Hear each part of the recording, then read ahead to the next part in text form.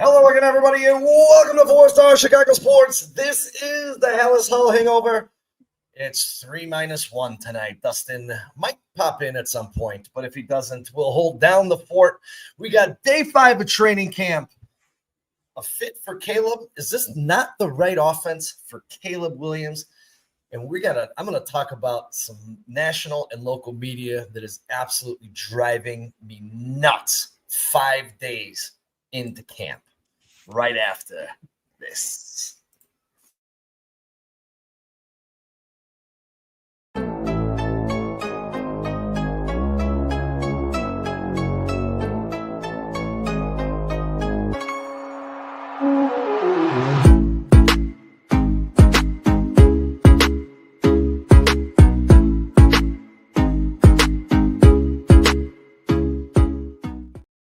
Hello again, everybody, and welcome back to 4-Star Chicago Sports. This is the Halas Hall Hangover, and we got Bruce in the house. Happy early birthday, buddy. I know your birthday's coming up tomorrow. Boys, how we doing? I got the twins. It's 2 twins. It's a twins. It's a set. It's a pair. What's going on, boys? Happy birthday, Bruce. No, not too much, Sean. How you feeling? I'm feeling really good after the top of the first inning. I can tell you that right now. As we start the show, the Cubs are up 4-0, I believe. Was it 4-0 or 3-0? 3-0. 3-0, and Matthew Boyd is on the hill. I'm liking where this is going. We'll keep you updated through the evening as we talk Bears football. And boys, I got a laundry list of day 5 of camp to get through that we can talk about here. So let me just go right down this list. Well, let's not fail to mention, guys. We all things sports here, guys. Jed Hoyer did get an extension today. I think that's worth mentioning. It's a big piece of news. He did. Yeah. Jed Hoyer got a multi-year deal. Multi-year extension. Whatever that is, we don't know yet, but we'll find out. But no, as the Bears got started, we had a Luther Burden signing on the field. He missed the first 4 practices with a lingering hamstring injury. He did return. Per Brad Biggs, the Chicago Bears are preparing to be without second-round draft pick Shamar Turner for at least a month as he twisted an ankle. I know we're going to get into that just a little bit. Kind of a big loss. Was kind of myself excited to see what he could do with some pads on. Absent today from practice was Doug Kramer, Zay Frazier, Shamar Turner. Doug Kramer exited practice early what looked like a left knee injury. He was declared day-to-day. Bill Murray also got injured today. He left a little bit early. He had his right ankle wrapped as he was seen limping off the field. Tano Passanyer was also hurt. They said he was carted off, but it was only a wrist and hand injury. We'll get more. Supposedly, it was a sloppy day of exchanges between Caleb Williams and Drew Dahlman. They had at least one false start. But overall, the analysts that were out there said the operation did look okay. The Bears did also compete in O-line versus D-line drills, and the O-line dominated the D-line today. They also had some one-on-ones. Darnell Wright beat Montez Sweat. Jonah Jackson beat Gervon Dexter, Drew Dahlman beat Billings. Tooney owned Grady, and Karan had the win over Deo. Although other reports out of camp said Grady Jarrett looked phenomenal today, that he was very, very disruptive. In our left tackle circle today, Braxton Jones started off with the second teamers. Ozzie Trapilo started with the first teamers, and Karan worked with the third teamers. And there was a rotation where Braxton did get in just a little bit with the first teamers as well today. We also had Doug Kramer out. So Luke Newman was working with the second line, and Ricky Stromberg was exclusively with the threes.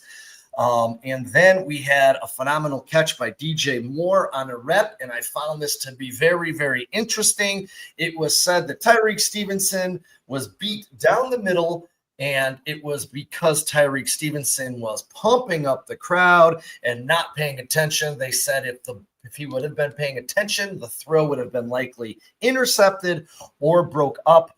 A couple of more nice catches from a guy catching a lot of headlines in camp right now, the former 5'11", TCU wide receiver J.P. Richardson, they said him and Tyler Scott look great in 7-on-7. Scott made a leaping grab over the middle on a throw from Case Keenum. Richardson looked sharp with Bajent as he caught a few balls down the left sideline today. And everyone's favorite piece of news, I'm hearing from multiple reporters that Colston Loveland dominated the first padded practice. He was getting love from all three quarterbacks in a variety of ways today. Also, he had a phenomenal catch, apparently, over the middle on 7-on-7s from Caleb Williams. And then Rome Adunze, and Kyle will talk about this, Nashawn Wright, playing with the first team. He said he's a baller. He's a 6'4" corner with the capabilities and suddenness and agility. He's been challenging me every single day. So, boys, there is a lot to devour there. Who wants to get started? Well, real quick, Dante Purify says Tyler Guyton, the Cowboys offensive tackle, tore his ACL. Guys, it was also reported yesterday, or I think maybe Saturday, that Starling Thomas, the 2-year starter on the Cardinals, the defensive back, the cornerback, also tore an ACL. This has been a rough training camp across the NFL, man. It definitely has. What's going on, Lindsay? What's going on, Dante? Thanks for everyone for joining us on this hot and humid Monday in Chicago. Kyle, go ahead, kick it off. Kick it off, Kyle. What are your training camp thoughts from day 5, that laundry list that I just read to you? What are your takeaways, my friend? Yeah, I mean, first and foremost, we talked about numerous times on this podcast that, they did address the offensive line pretty heavily in the offseason. Obviously, drafting Ozzie Trapilo in the second round, adding Jonah Jackson, Todd Tooney, and Drew Dahlman. We still said that they had a lot of work to do on that offensive line. Injuries were going to be concerned. It seems like the injuries have showed up pretty early for the Chicago Bears offensive line. They lost three offensive linemen left practice today. Not a good start for Chicago Bears, for a unit that I still don't believe is deep enough to win a Super Bowl in this league. But overall, a lot of positives coming out of training camp over the last couple of days here, guys. Obviously, Caleb Williams had a slow start the first 3 days, through a couple of interceptions.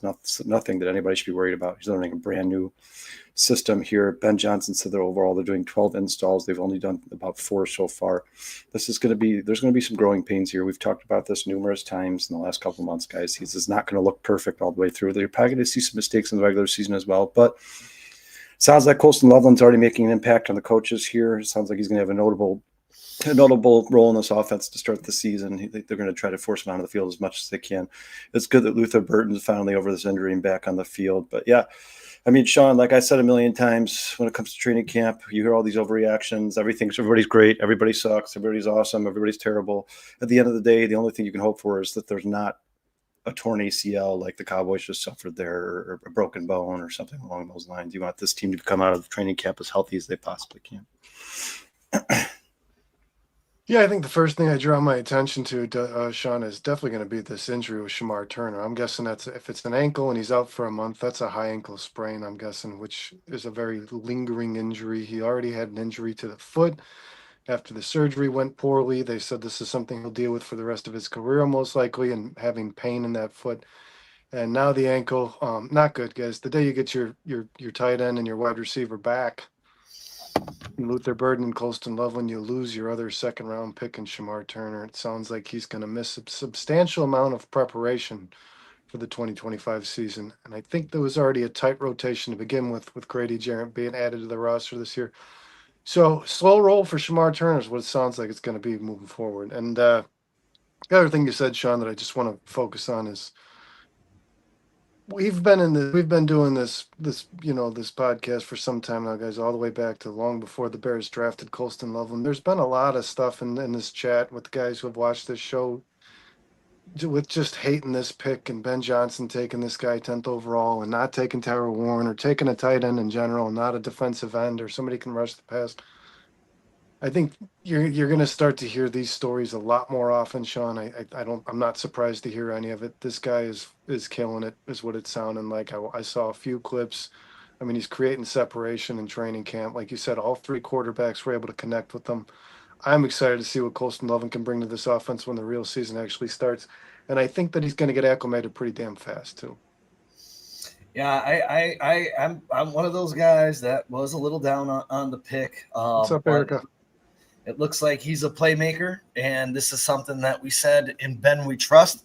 So we have to trust Ben, and it looks like he might have made a good pick here. Long way to go. It was day one. Yeah, let's remember, guys, if you read the news of training camp day 5, everybody on the field was a superstar. Everybody. Tyler Scott's amazing. JP Richardson's awesome. Colston Loveland's the number 10 overall pick. He should have been the first pick in the draft. Like, it's training camp news. You got to be very, very, very careful with what you read, guys. The problem is these guys just don't. First of all, they're not allowed to release a lot of footage, so all they can do is talk about it. They're trying to be as dramatic as they possibly can because they want people to. They want clicks. They want people to read their Twitter posts. They want people to read their articles. Thanks, Erica. Thanks, Dante. Listen, I'm sure Colston Loveland's going to be a very good player, but if you listen to people and from watching his first day practicing in training camp, they act like Travis Kelce's on the field out there. It's the same thing as for everybody else on the field. People are talking about Julian or JP Richardson like he's Julian Edelman. People are talking about Ozzie Trapilo like he's the next best tackle in the NFL. Until these guys are playing real competition and they're in-game speed, NFL in-game speed, where you have to make every decision in less than a second, then you'll start to really see how comfortable these guys are in this offense. Now, I'm not taking anything away from Colston Loveland. His ceiling is very, very high. He's obviously a very athletic kid and a hard worker. But just temper your expectations when you're listening to the news coming out of training camp. Well, I think it can be a minor reflection of what's to come. I mean, we saw when this offensive line was 5 new guys, right? In the first few days of training camp, they got swallowed up. Now that they've got some consistency, they've played with each other for a few days. It sounds like they pretty much just straight dominated the defensive line today, which doesn't surprise me because I think that defensive line is going to need a lot of help. Yeah, but I mean, if you watch all the training, I mean, people do you think JP Richardson's going to make this team, guys? Do you think maybe practice go out, but do you think he's going to supplant what he needs to do if he wants he's going to supplant Zacchaeus or Roma Dunze or DJ Moore? But if you listen to the training camp news, you're like, well, how can we possibly cut Julian Edelman? You can't cut Julian Edelman off the team. Like, guys, he's just a guy who's made it into Bears training camp, undrafted free agent. He's working his ass off. He's playing his ass off. He's having a really good streak. He's obviously hot right now. Sounds like a guy I want on my football team. But at the end of the day, the hierarchy is what it is. It's going to be very tough for guys like JP Richardson and Wright to make this team, Deshaun Wright to make this team. It's cool. It's awesome to hear these stories going on training camp. You certainly don't want to hear that these guys don't look good and they're not playing well. But at the end of the day, like I said, just all Bears fans. We do this every year because Bears fans do this every year. Temper your expectations for everybody. Everybody. Like Shamar Turner gets a sack. People are like, oh, he's going to have a 16-sack season. Like, no, he's not. He's not. He's a rookie who's dealing with injuries. I think it's a little more important, though, than each individual's performance, man. I mean, these guys are learning new schemes on both the offensive and defensive side of the football. If it sounds like things are clicking, that's a projection of a reflection of the entire team's progress. So it's good. I mean, when you're reading that guys can't get in the huddle and line up right, that's a problem. When you read that everybody lined up right today, that's improvement. Yeah, but let's look at what happened in the first day of practice. Caleb Williams threw 2 picks, and all of a sudden he's a bust. 5th day of practice, Colston Lovin catches 2 passes. He's the best tight end in the NFL. I care about not getting lined up right. Sean, do you agree with that? With some of the news that comes out of training camp, it's like, hey guys, these guys are running half pace. They just put on pads today. They're running half pace. It's 109 degrees out. Nobody's going full speed. They all said that in their pressers. We were kind of just taking it easy out there, kind of relaxed. A lot of them are going to look good. A lot of them are going to look bad. Just that doesn't, like, if a guy looked bad today, that doesn't mean he shouldn't be on the roster. I'm going to take everything that comes out of training camp with a grain of salt. You know, I've said this numerous times, and I'm going to say it again.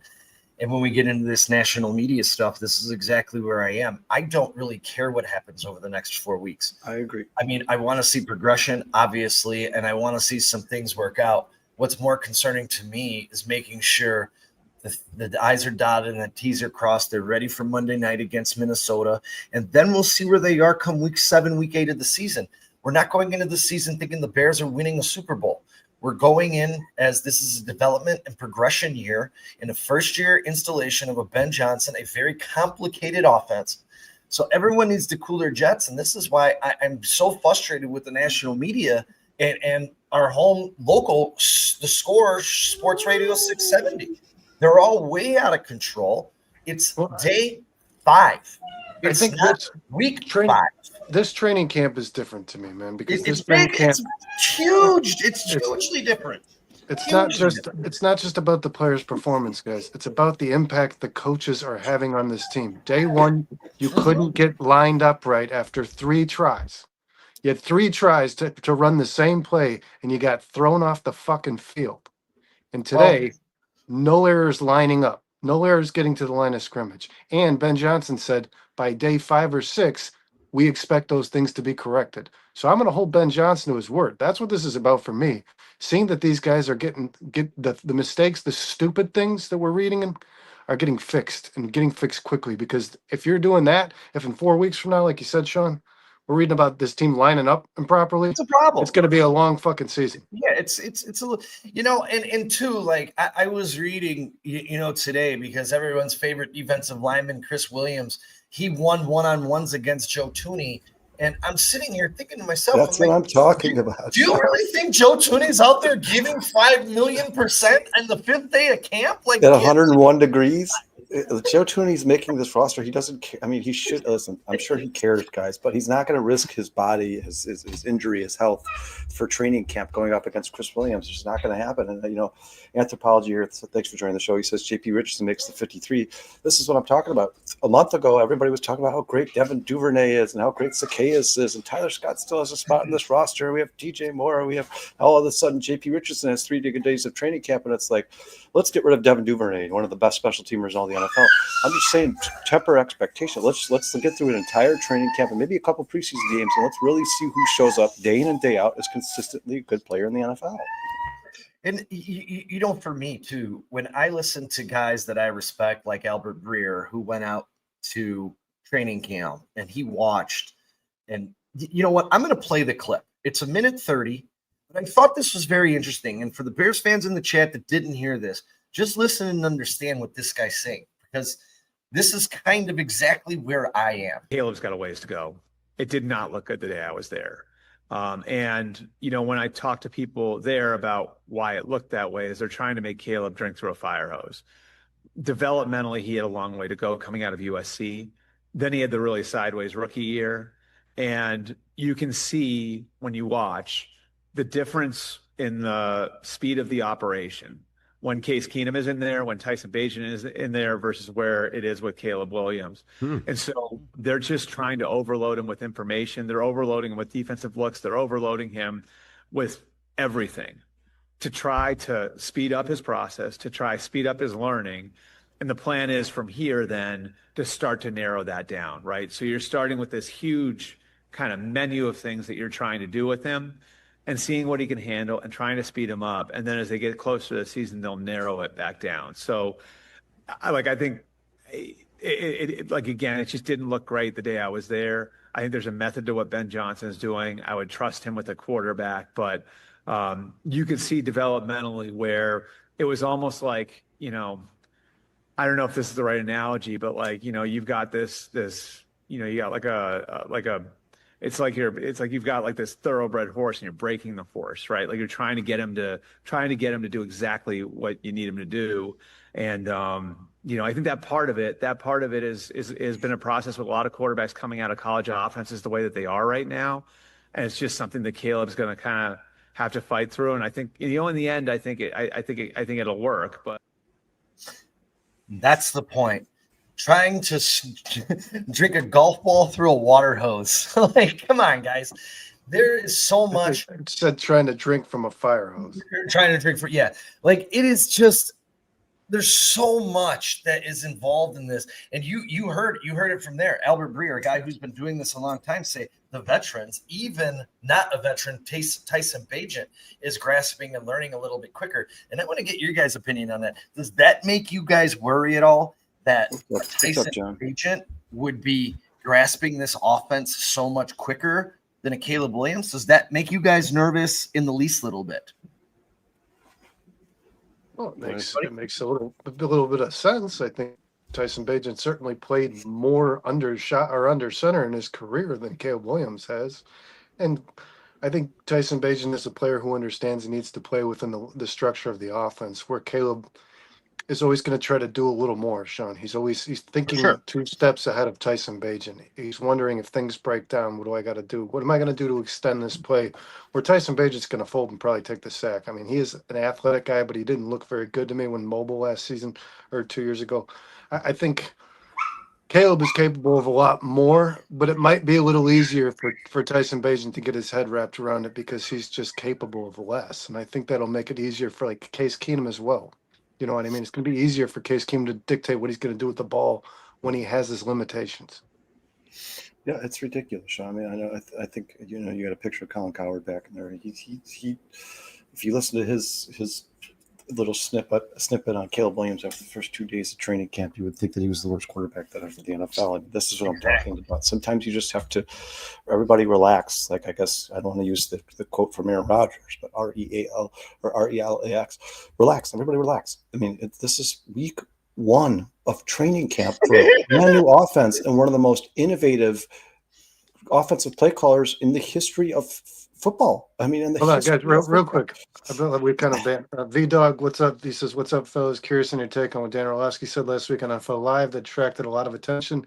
It'll be years till Caleb learns Ben's offense. It's going to be the same dumbass. It's Here, going to be it's not going to be the same. I'll sum it up. I think Dan Orlovsky can be smart. I also think he can be a dumbass. Sean, could you show me a clip where he's smart? I would love to see it. Dan Orlovsky, he does break down some film that you sit back and you can be like, okay, I understand where he's coming from. He's a quarterback. He understands the position. Him sitting there saying it's going to take years in playing, it's going to be 5 years. He basically called Caleb Williams an idiot. Well, what's the context?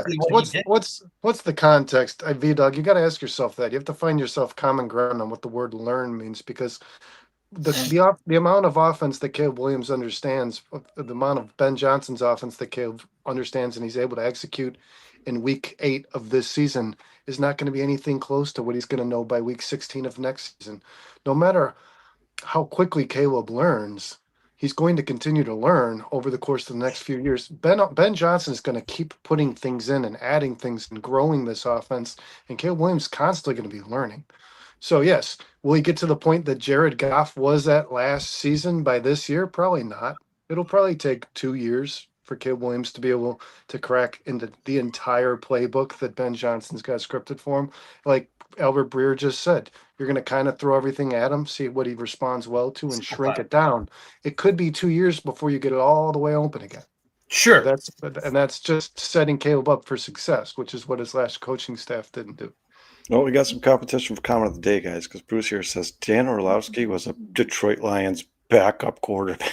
Like, if you can't start for the Detroit Lions when you look at the quarterback history there, you are not a good player in the NFL. Yeah, I have no respect for Dan Orlovsky whatsoever. I love Roshan Johnson as a person, guys. I really do. That is Caleb in the background. If you guys go back and watch Dan Orlovsky for that draft 2 years ago, he actually said that Roshan Johnson was his favorite player in the draft, and he was going to be one of the best players coming out of that draft. I mean, you can see how that's going for him. What's up, John? You guys, this is just my point. I'm going to give you guys a name, and this is going to make my point about training camp. All right, guys, and preseason. Okay, I'm going to give you a name, Tanner Gentry. Do you guys remember that name?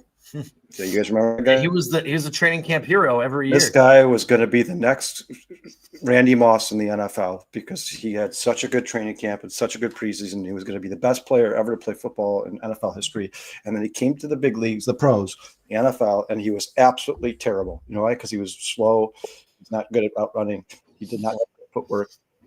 It's much easier to look good in training camp and preseason than it is in the NFL when the game speed is 10 times faster and everybody's going 100%. It's just much tougher. But there's another side to that coin, man. If you're making mistakes in practice and training camp, it's not going to get any easier when the season starts. Vernon, that's when you're supposed to make mistakes. Training camp and practice is when you're supposed to make mistakes because that's when you correct them. That's what the coaches are doing. What they're doing is putting you out there, letting you make mistakes, and they're telling you where you made a mistake and how you can correct it. This is what training camp is for. This is exactly solely the purpose of training camp. But what I said still stands, man. I mean, if you're a guy who's consistently making the same mistake, if you're throwing 6 interceptions, which is what Caleb has to this point, he's not playing a real defense right now. He's not playing at full speed. You need to get that right. That needs to be fixed. If Caleb threw 6 interceptions today, I'm not going to be like, hey, let's move on from Caleb. That's what he has through all of training. If you go back and you look at today, I wouldn't be move on from Caleb. If you go back and you look at just Joe Burrow and you look at Joe Burrow in those team drills versus the Bears last year, the Bears picked him off 3 times in those dual practices. Because what was he trying to do? I'm not stating that things. I'm not That's stating what that. training camp's all about. I'm not stating that training camp dictates who you're going to be. I'm saying training camp dictate what you need to work on, and it is Sure. right now.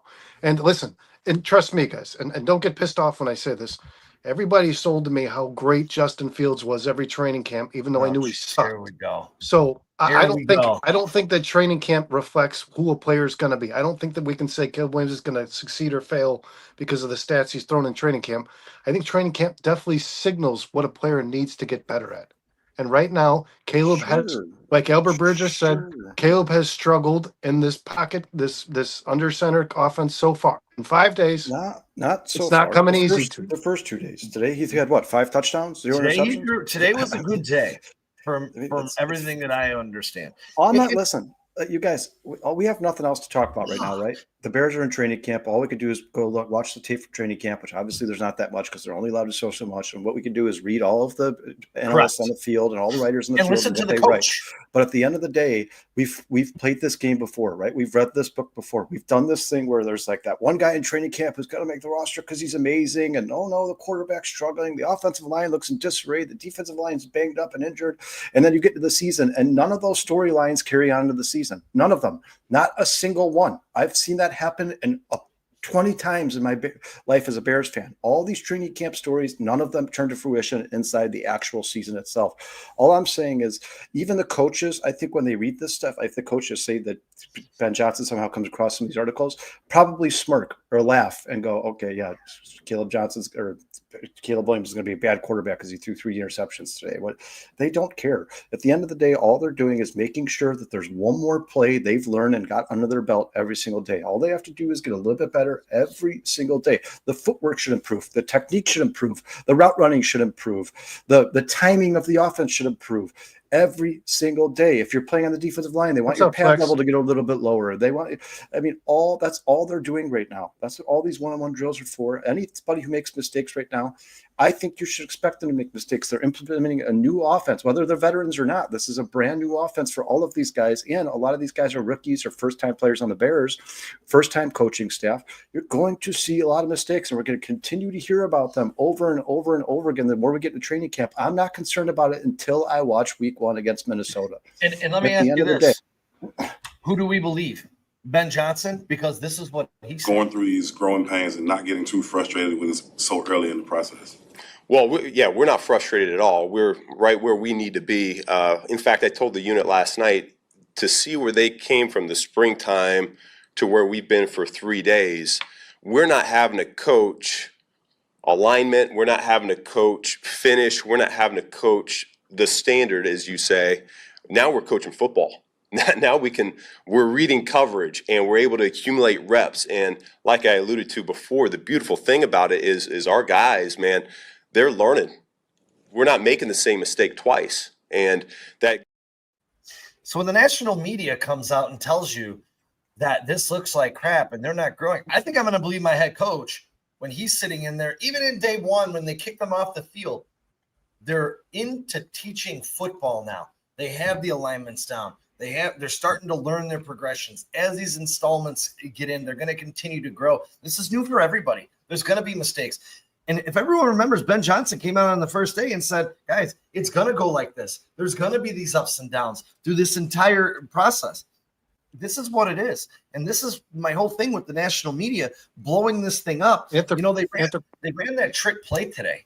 That trick play to DJ Moore out of the backfield where he threw it back. And where the national media ran with it. What did they say? It's all over Twitter. Bears look like a JV football team under Ben Johnson. That's when I text you guys. I'm so sick of the national media. This is the biggest joke. You're not allowed to have fun at training camp? This is just insane to me, the scrutiny that is here 5 days into camp. Especially – Sean, real quick, Chai Will 24 has joined the chat here. I don't know if I've ever seen that name before. Thanks for joining the show, man. We appreciate it. He says Ben Johnson put pressure on purpose. It's training camp. Yeah, I think he wants to see them make mistakes. I agree with you, Chai. I think he wants to see them make mistakes so he can correct them.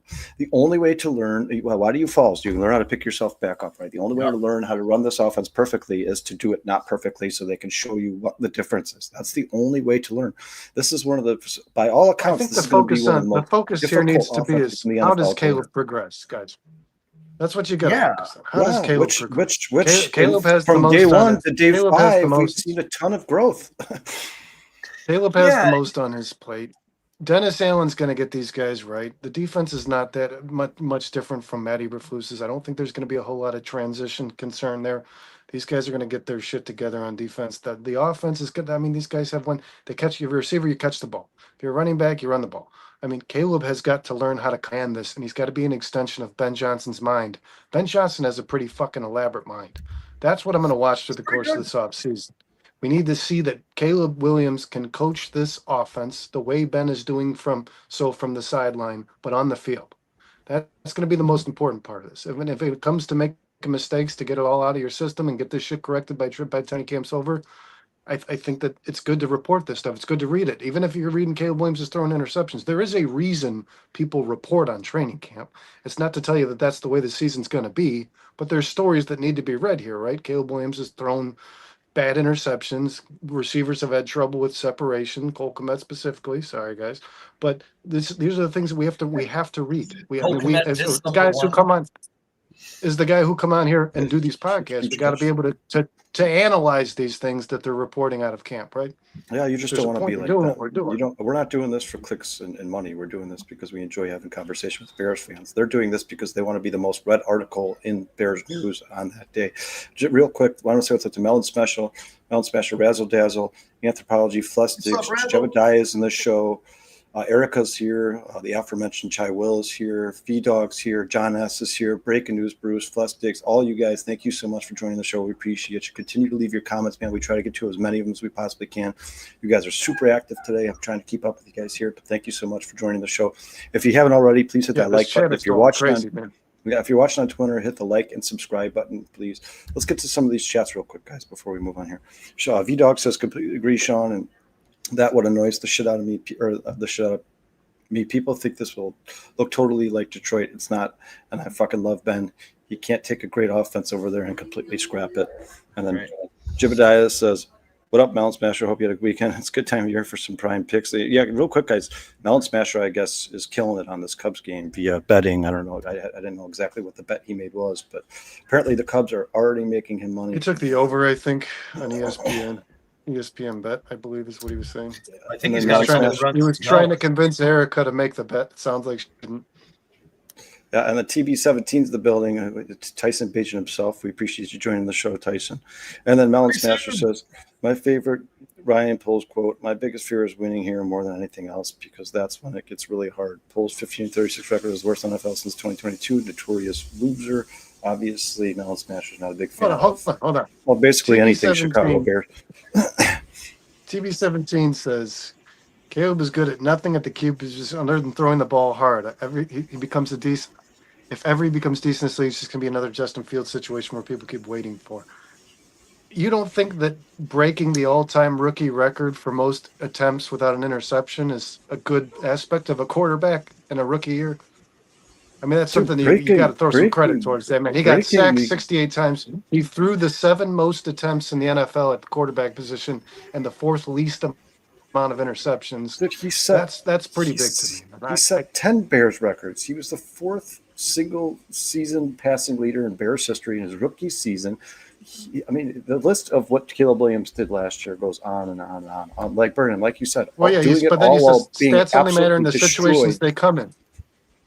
Yeah, Rich, you if Rich is joining you the show. look at a Rich, list of quarterbacks that were Sean, look at a list of quarterbacks sacked 60 times or more, they probably threw a lot more interceptions. You know, I don't think Breer chiming in was saying that he was overwhelming him at all. I respectfully disagree with that comment.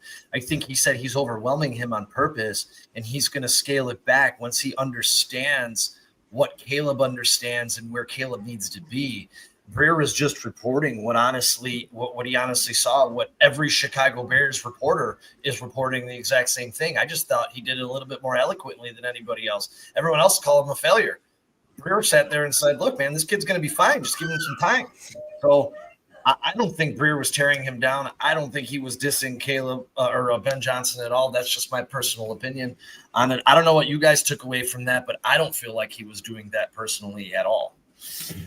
I think as Bears fans, every time we talk about the potential of this offense, We always precede this guys with Ben Johnson's going to have some growing pains and Caleb Williams is going to have some growing pains. And the media just doesn't pitch it that way because it doesn't sell. They're not going to write Caleb Williams threw 2 interceptions, but it's okay because he's learning the offense and there's a lot on his plate. That's not what people want to read. So, yeah, the media is going to keep doing the garbage that they do. And we know as Bears fans that this was going to be a long process of time to start to see the results on the field. And I think Caleb Williams, of all the guys that were drafted last year, man, we can pitch out all these. I'm seeing all these numbers in the chat with Jaden Daniels and Bo Nix and this and that. I think Caleb Williams is the most intelligent of this group, and I think that he'll get his head wrapped around this offense. But Sean's right. It comes with a measure. You can't give Caleb Williams the entire playbook that he might know in 3 years from now today. Week 1.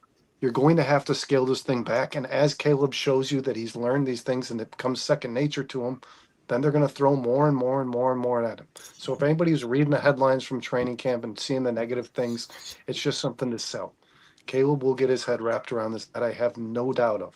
I have no doubt. And you know what, guys like a TB17 Mound Smasher, you guys need to be more aware of situational football. I mean, listen, you don't have to go look at the stats.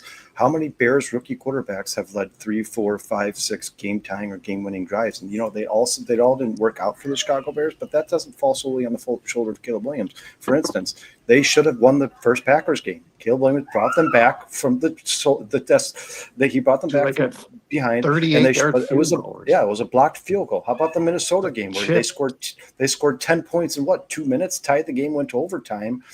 Obviously, Caleb Williams took a sack in that overtime that hurt the team badly. But he's a rookie with a terrible offensive line. The fact that he put the Bears back in that game with less than 4 minutes to go, down by 10, is amazing. We've never seen a Bears quarterback do this before, guys. That's never happened. Name me another Bears don't forget quarterback the Detroit game, 10 Kyle, points where in we less than just 2 minutes didn't with call the game. timeout. I mean, that's insane. And don't forget the Lions game where the head coach came out and blamed his rookie quarterback for not calling the timeout when it's the head coach's responsibility in that situation. Yeah, the Detroit game was certainly not Caleb Williams' fault. The timeout should have been called by Matt Eberflus. We all know that the national media came out and said Matt Eberflus was solely to blame for losing that game. I think Matt Eberflus in the back of his head knows he was solely to blame for losing that game.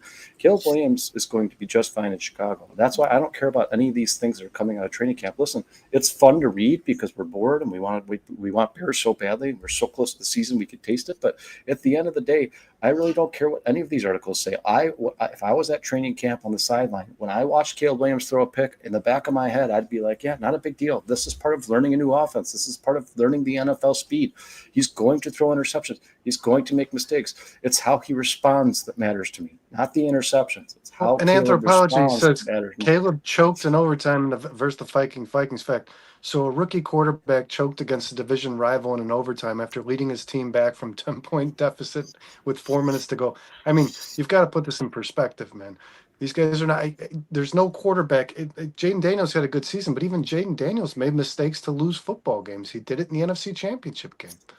I mean, this is the nature of the beast. These guys have what we have a learning curve, and they're given time to make the mistakes that they're going to make.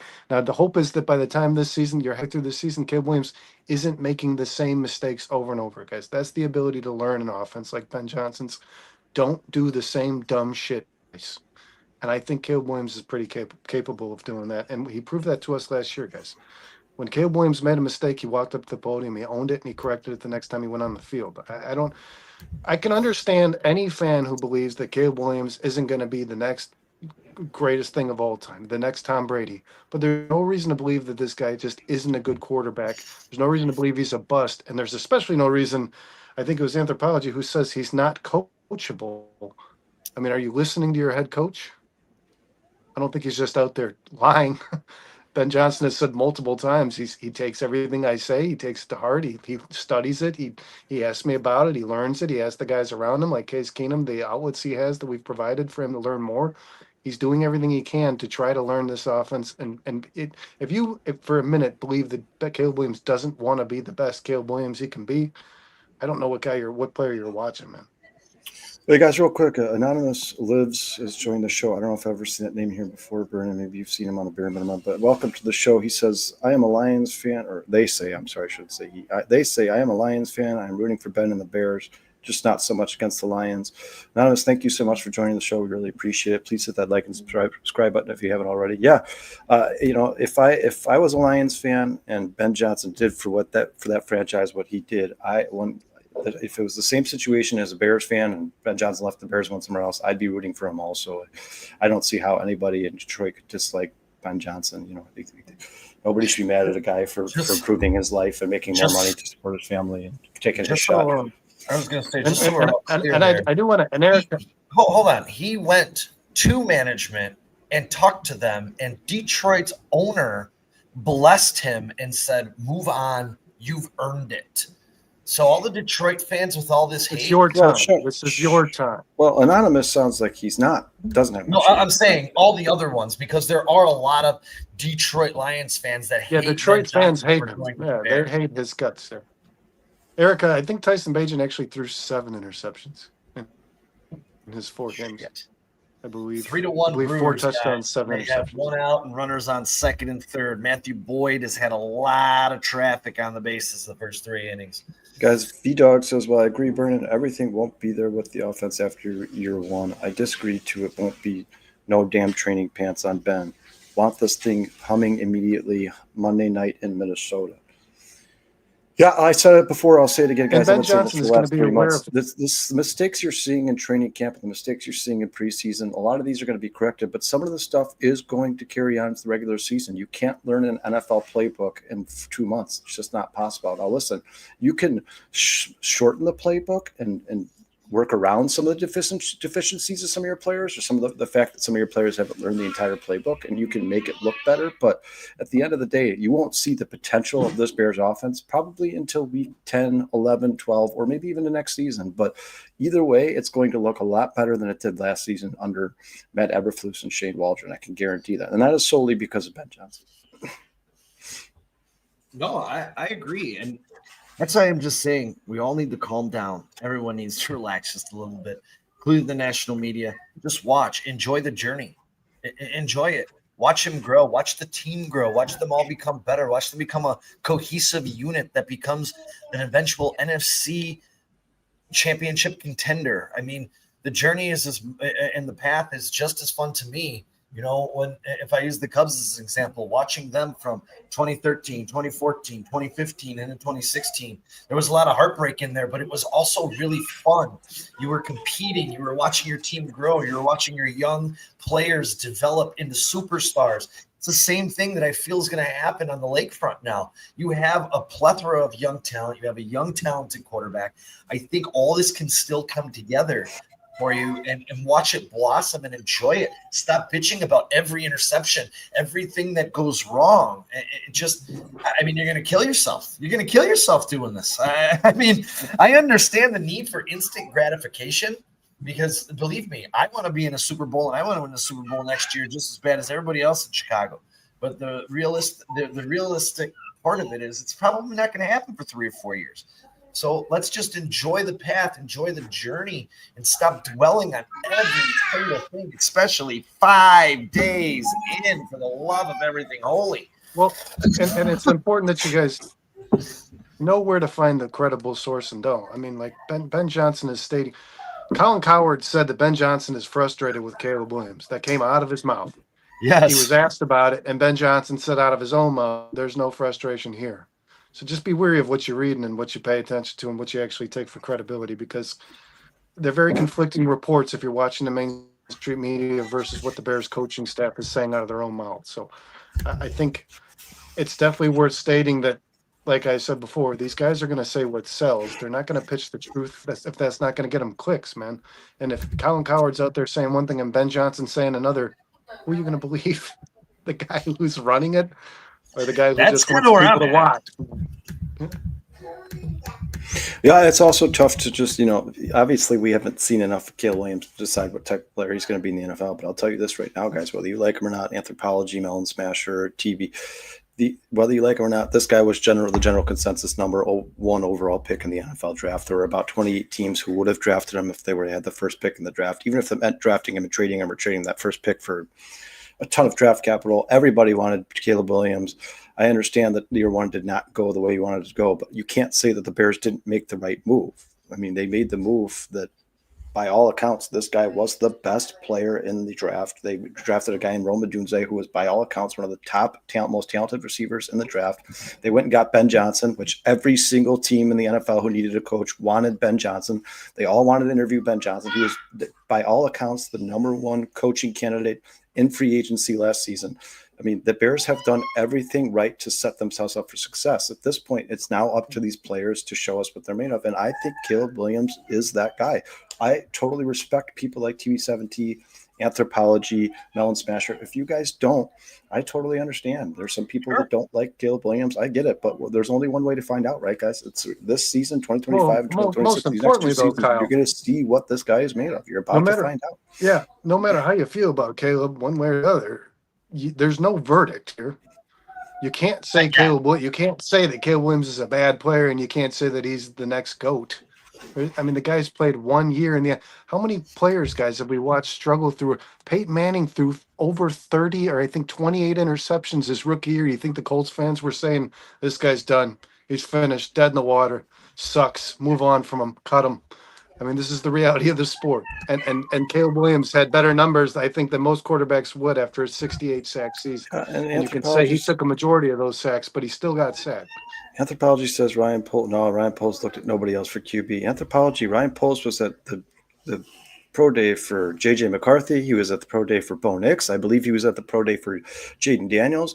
Correct me if I'm wrong, Sean, but I think he might even have been at Michael Penix. I'm pretty sure Ryan Poles went to almost every single quarterback pro day before that draft. I know for a fact he was at Bo Nix and J.J. McCarthy, for a fact.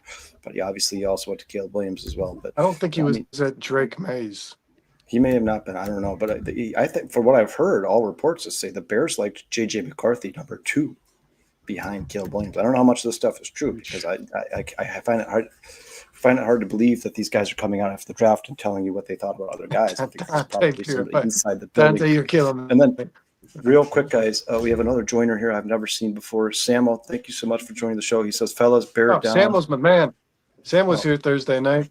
Oh, nice. Samo's very intuitive guy. Yeah, we appreciate you joining us here. Thanks for being back, Sam. Halas hauling over. Broski Bear says, Bears are giving Caleb this season and next at least. He was the number 1 overall pick. Let's go. Yeah, I agree with you 100%. That is, he's not going anywhere. Caleb, whether you guys like him or not, he's going to be here for at least his rookie contract. No doubt about it. It's probably longer than that. V-Dog says, I don't know if y'all seen it, but Ben brought his son to work today and they showed him breaking down the team huddle on Twitter. Oh, that's pretty cool. I'll have to check that out. V-Dog, thanks for that was Ben Johnson's kid, that Liam kid? I thought it was no, I don't think that was his kid. That was his kid. He had like 5 heart surgeries by the time he was. Yeah, that was like a Make-A-Wish thing, I think. Yeah, it was like a Make-A-Wish thing. I don't think that was his son. Kid had fire engine red hair, and he was pretty hefty.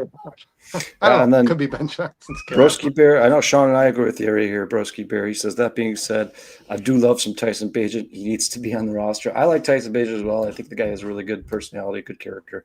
I think he's good for the team. And then TB17 responds to that prior comment, guys. He says, Ben ain't giving Caleb 2 seasons if he's still utter trash. And then Dante laughs at Jebediah. Brewers take the lead, guys, in the bottom of the 3rd inning. It is now 4-3 Brewers. And here, I'll tell you this. For all the anti-Caleb guys on here, I was an anti-Caleb guy. Kyle can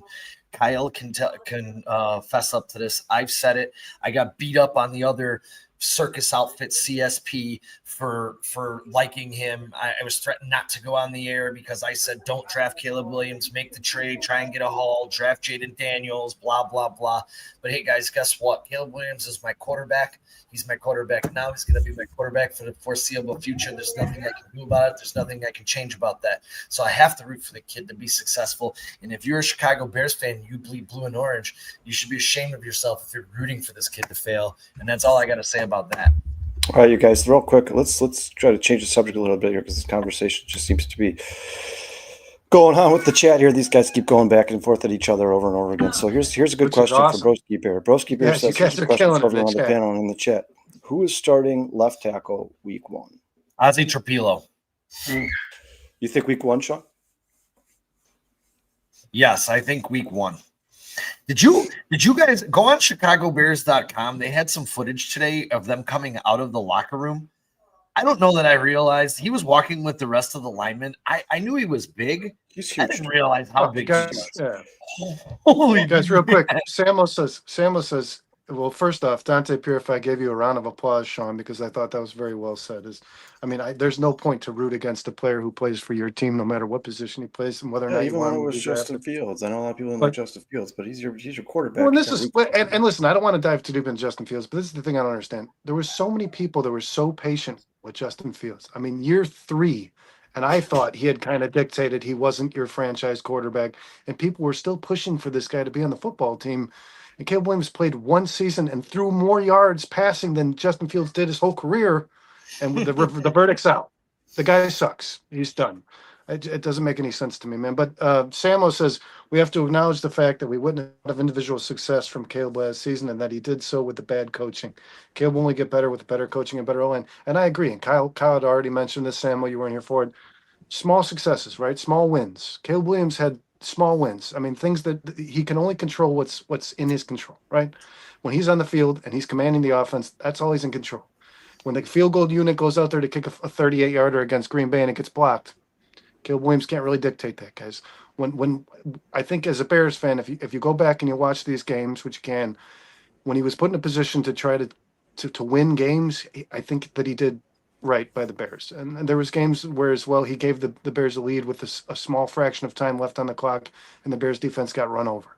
I mean, that's just not something a quarterback can control, guys. And this team, the win-loss record cannot reflect over Caleb Williams and Caleb Williams alone. There is no doubt about that. I don't know, guys, but anthropology should have a podcast himself because he's got a lot of facts. There's a lot of facts coming out of his mouth over there.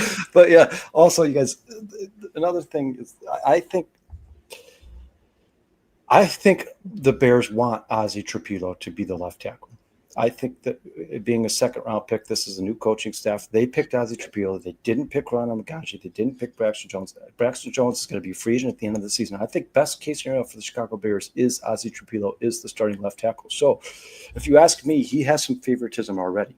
If he plays well enough through training camp and through preseason, he should start the season at starting left tackle. But I wouldn't be surprised at all, guys, and Vernon, you correct me, you tell me what you think here, but if they play it safe and they start Braxton just based solely off of the NFL experience and let Ozzie just sit on the bench and learn a little bit longer before he's protecting Caleb Williams' blind side. So it's tough for me to answer that question, Broski. It really is. But I think Ozzie Trapilo is best case scenario for the Chicago Bears. That would be the best case scenario for them is if he is the starting left tackle. It was reported today that it's Braxton's job to lose because, like you said, Kyle, the former NFL experience. I mean, he has a foot ahead in this race, but if he can't stay available, I mean, if this guy's not out there with the ones the majority of this offseason, he's in trouble.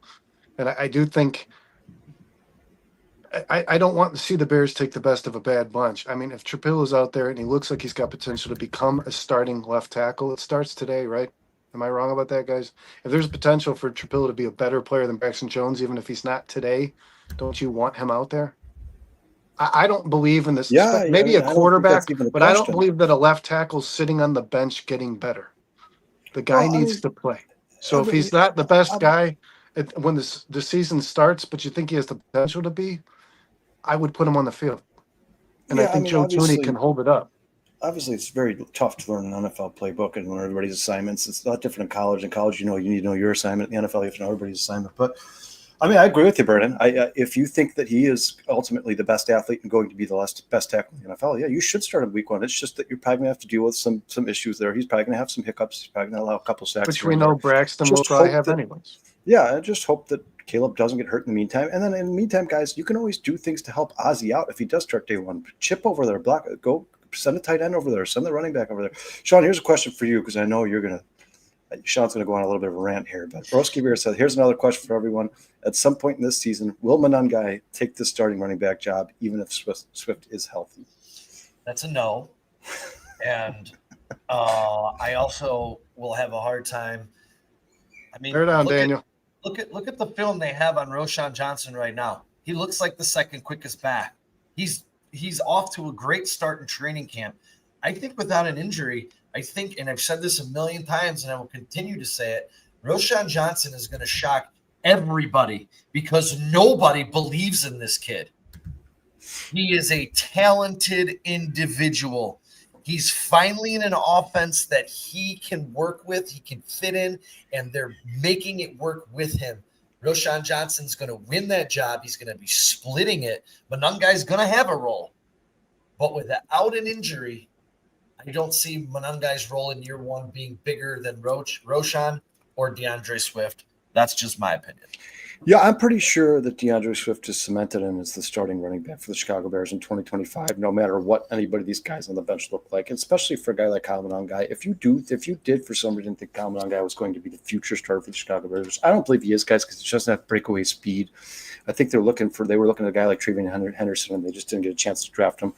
I think DeAndre Swift is probably the closest guy in the Bears roster to a guy like Trevion Henderson, a guy like Jahmyr Gibbs. So he's going to be your default number one running back. But even if Kyle Monungai did end up being the starter of the Bears at some point in the future, I don't think it'll be this season.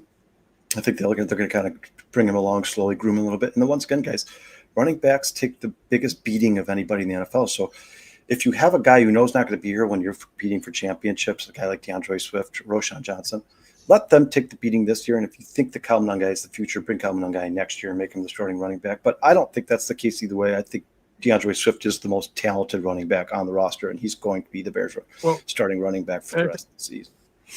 It's worth stating, guys, the starting running back is just the guy who's in the field on play one. I mean, this is going to be a committee. For sure. They're all going to be given probably a pretty even split, and I would imagine you're going to see DeAndre Swift on a lot of passing downs.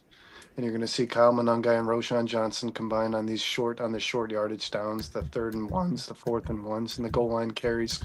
They're going to serve their roles. These guys are all have specific strengths, and the coaching staff's going to utilize them. I don't think any one guy's going to be treated like the workhorse, the cowbell back, right? I mean, these guys are going to get pretty evenly split, I would imagine.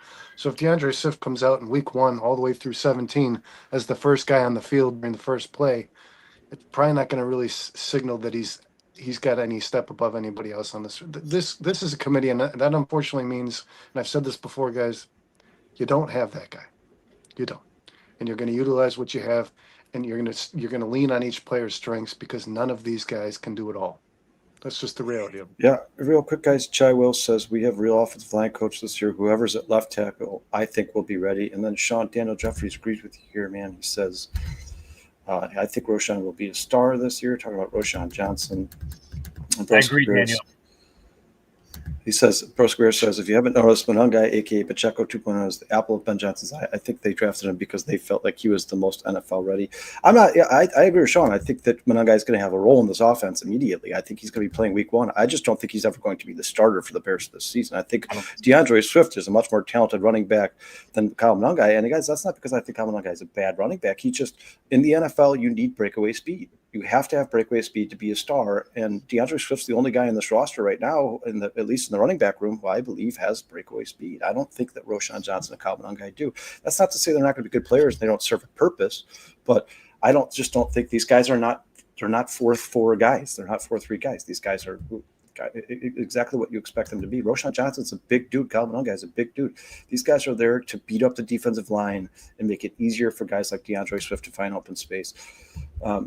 Let's get some more of these chats here real quick, guys. These guys are coming so fast. It's tough to keep up. What Shai Will said real quick is there is a possibility, and I'm not being super optimistic here. I'm stating that it could happen. I'm not saying that it will. That Braxton Jones' ceiling has not been reached, and that Dan Roshar and Joe Tooney, the addition of a good left guard, can get more out of him. That is a possibility. I mean, it takes years for these guys to play in the prime of their career, right? Especially linemen. These guys play forever. They play till they're 40. Sometimes they're not playing their best football till they're close to 30. Braxton Jones could be a better player. I mean, that's a possibility. I don't know that that's going to be the case. I'm not stating it will be, but I think the Bears are going to definitely test those waters before they decide Ozzie Trapillo, the rookie, should be starting at left tackle. Well, and off subject really quick, and bad baseball trading news, Gino Suarez just took a fastball off of his fingers and was taken out of the game and left with the trainers. So yeah, you guys, and then real quick, guys, you can correct me. I've never seen Pat OD in here use Monungai like Colin. I mean, I guess I understand what you're saying, like kind of a scat back, but Colin was a lot faster than Kyle Monangai. Kyle Monangai, I think I would use more like David Montgomery, where you need those couple tough yards, you can put him in there, and you can Put him in there. be confident in him going to get those 2 or 3 yards. Another thing he does is, like I said earlier, guys, is I think Kyle Monangai is the type of guy who can just beat up the defensive line as the game goes on, and then they'll start to get more tired and more beat up. And then establish a physical dominance. That's what you want out of Monangai. and You Kyle want the Monangai defense is to be great for that. worn down, Kyle. That's a good point. We didn't provide that last year. No player on this Bears roster last season was making the defense worn, was thinking to themselves like, this guy just continues to fall forward and get that yard when they need it. I mean, that's what you want Monangai and Roschon Johnson, the combination of the two, to be. A guy that can go out there when we have 3rd and 1, 4th and 1. I mean, you guys remember last year we were giving the ball to Doug Kramer. We were pitching it backwards to DeAndre Swift at the goal line, and he ended up on the 13. I mean, you want a guy you hand the fucking ball to and falls forward. Dante says Jared Goff is a turtle. Rich says Wheeler has breakaway speed. Yeah, Rich, I liked Wheeler a lot. I liked his performance the preseason last year. The problem I have with Wheeler right now, guys, is he's coming off major injury, so he's probably going to be a little slow going. And on top of that, somehow he moved all the way down to the bottom of the Bears depth chart. I know if you look at the depth chart right now, it's not set in stone, so it doesn't really matter. But when you're watching drills, when you guys are watching drills, the order in which they have them running drills, it seems to me like that's the order in which they're going to be listed. Homer is in front of Monangai. Disagree with me? No, Monangai passed him today. Today, Monangai was running the drill 3rd. Homer was 4. That really big guy was 5. I forget his name. Haskins or Hankins or something? Yeah, Hankins or whatever. And then 6 was Wheeler. Massive. And you guys also, I know, once again, it's just training camp, so I'm not going to read too much into it. But if you watch the footage from training camp, Sean, I think you saw one of them. Ian Wheeler he's hitting the cones. He's bumping into the pads. He's tripping over himself. But this might be part of the injury, guys. This might be part of the recovery process. When you come back from these injuries, to get back to playing speed, it usually takes about a half a season. So Ian Wheeler probably start off slow, start off on special teams, maybe as a gunner or something like that, if he even makes the club. Well, remember, guys, this was a return specialist all 3 years of college. This guy had 4 carries out of the backfield in his collegiate career. This was not. Anyone know what else? This was not. He was not a running. Here. He was drafted at the position, but he was drafted to return the ball. He had a 97% return rate, the highest in NCAA. We fell in love with the guy who played in week 4 of the preseason against 4th stringers who would be bagging groceries the next week, and then he got hurt. Everyone, please keep that in mind. And because of the Hard Knocks, Sean. The Hard Knocks made him a fan favorite. Hard Knocks had a big – everyone fell in love. It was the story. His mama was there and the big hugs, and Ryan Poles giving him a hug. You'll be here. Guys, that's TV. That's TV. The guy looked good against 4 stringers in a meaningless preseason game. That's all we've ever seen. I don't expect much from Wheeler. I hope he can. And he seems like a good kid. Seems like a good kid. Yeah, and he's a doctor. The Bears do put merit to that. The Bears do put stock on your attitude, and he had a good attitude. Yeah, and that's fair, Sean. That's fair. But at the same time, there's the reverse side of that. You can't really blame him. All he could do is play the competition. For sure. I agree with you. He looked great in preseason, but I'd like to see him against starters. Yeah, I'm saying all the undue love. Let's get past Monangai, DeAndre Swift, and Roschon Johnson before we start falling in love with the Ian Wheelers of the world and say, I want to see this guy play for my team. You have 3 starters on your team right now. Let's get through those guys and see what they have in this new offense. All right, Broski's killing on the questions here, guys. Let's keep getting some of these. Broski and Chai Will have both asked questions. Bernie, go ahead, read the question. I think after they removed the 4th preseason game, now that there's only 3, I believe it's the 2nd preseason game when you see the starters all come out. Caleb Williams will run about 2 drives. Whoever's on the field during those, I would imagine, has at least a foot ahead in the race. Well, Bert, do you guys think are you guys concerned with when they make that announcement? Do you think that should be, you think there should be like a certain threshold or a certain goal or a certain day, a point in which they should have? Well, I hope the Bears have an idea when the depth chart's released, which is at the end of the preseason before the regular season starts. They release their depth chart. I hope they have an idea. They know what they're playing here is correct. But Bernie, he's saying here, if you don't make that decision before preseason, he's going to lose valuable reps with the ones in preseason. That's I think they're going to mix it up in preseason. I think they're going to make that decision ahead of the Buffalo game, Is that the which is August 17th. Is that the first preseason game? Second. Second. So you guys But I are think- both on the same page. You guys Because both the think third second preseason game preseason. It's What do you- nothing. what It's do you just really for put out it's there? for backup. Well, So, you'll know by the third preseason game because if Karan Amagaji's playing in that game, he's not their starting left tackle. I can tell yeah, you no, that. absolutely. I think, like I said, I think preseason the second preseason game, which was theoretically the third preseason game a couple years ago when there was 4. That was the game where you watched your first string offense come out and play a couple of drives, if not an entire half of football. And I here, think- can I get- I think I'll that's make a correction where to you'll that. see the men separated from the boys for sure. I have a correction to that.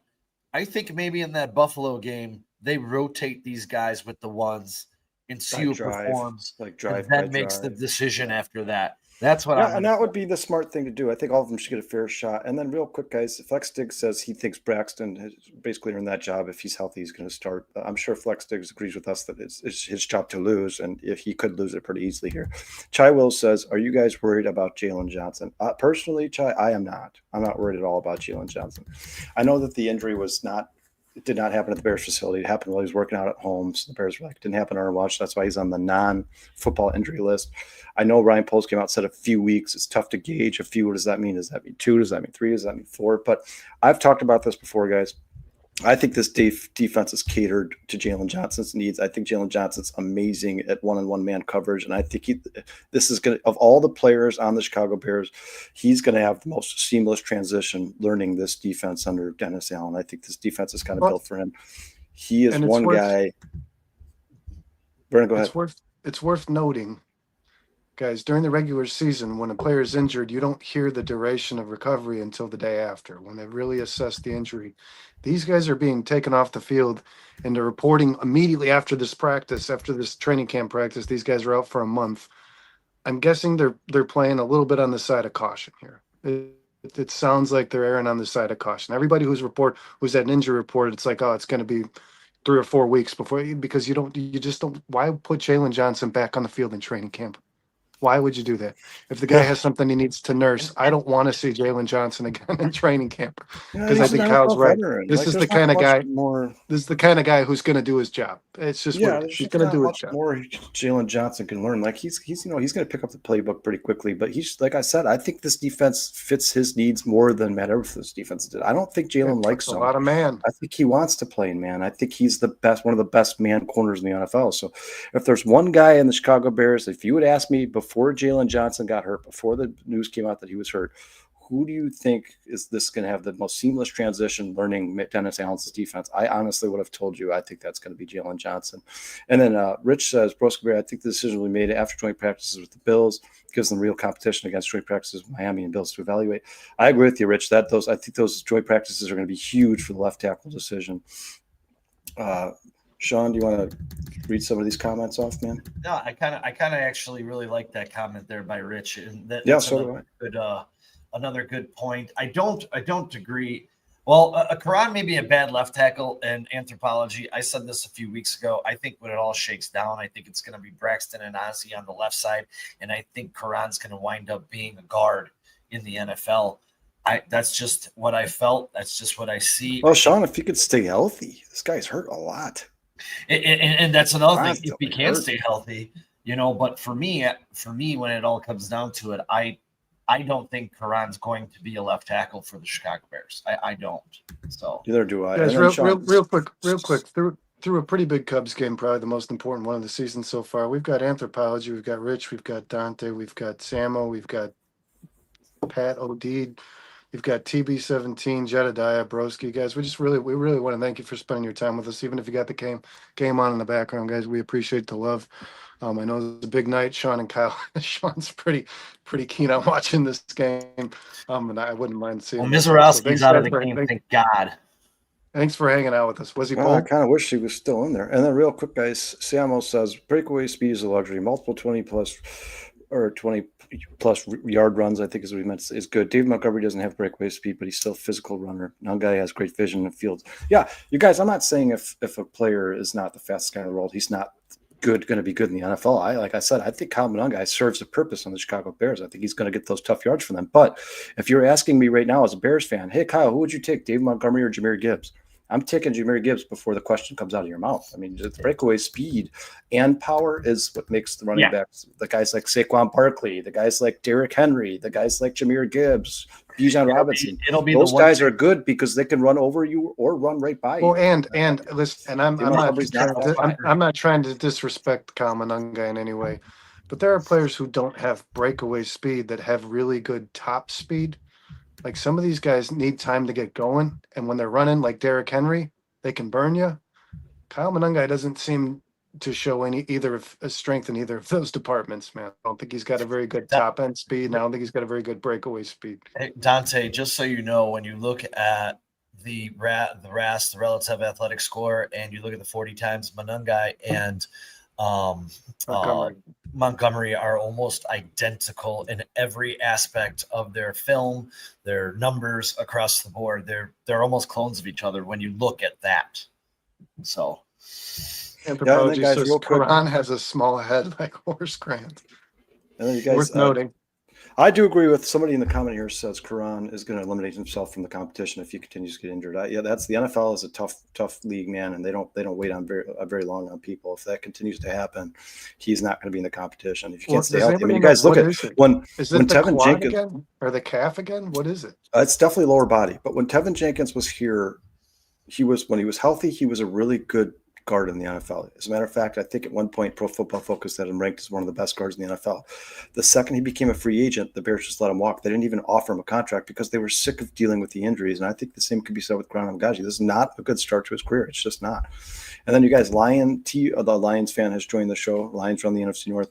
He says, I think your defense will jelly together better than the offense. I think Caleb trying to learn a third playbook, a new coach, a first-time head coach will be too much for Caleb. Yeah, I mean, I think the defenses are all ahead of the offenses in general, guys, and that goes with every team in the NFL, not even with just teams specifically installing new offenses.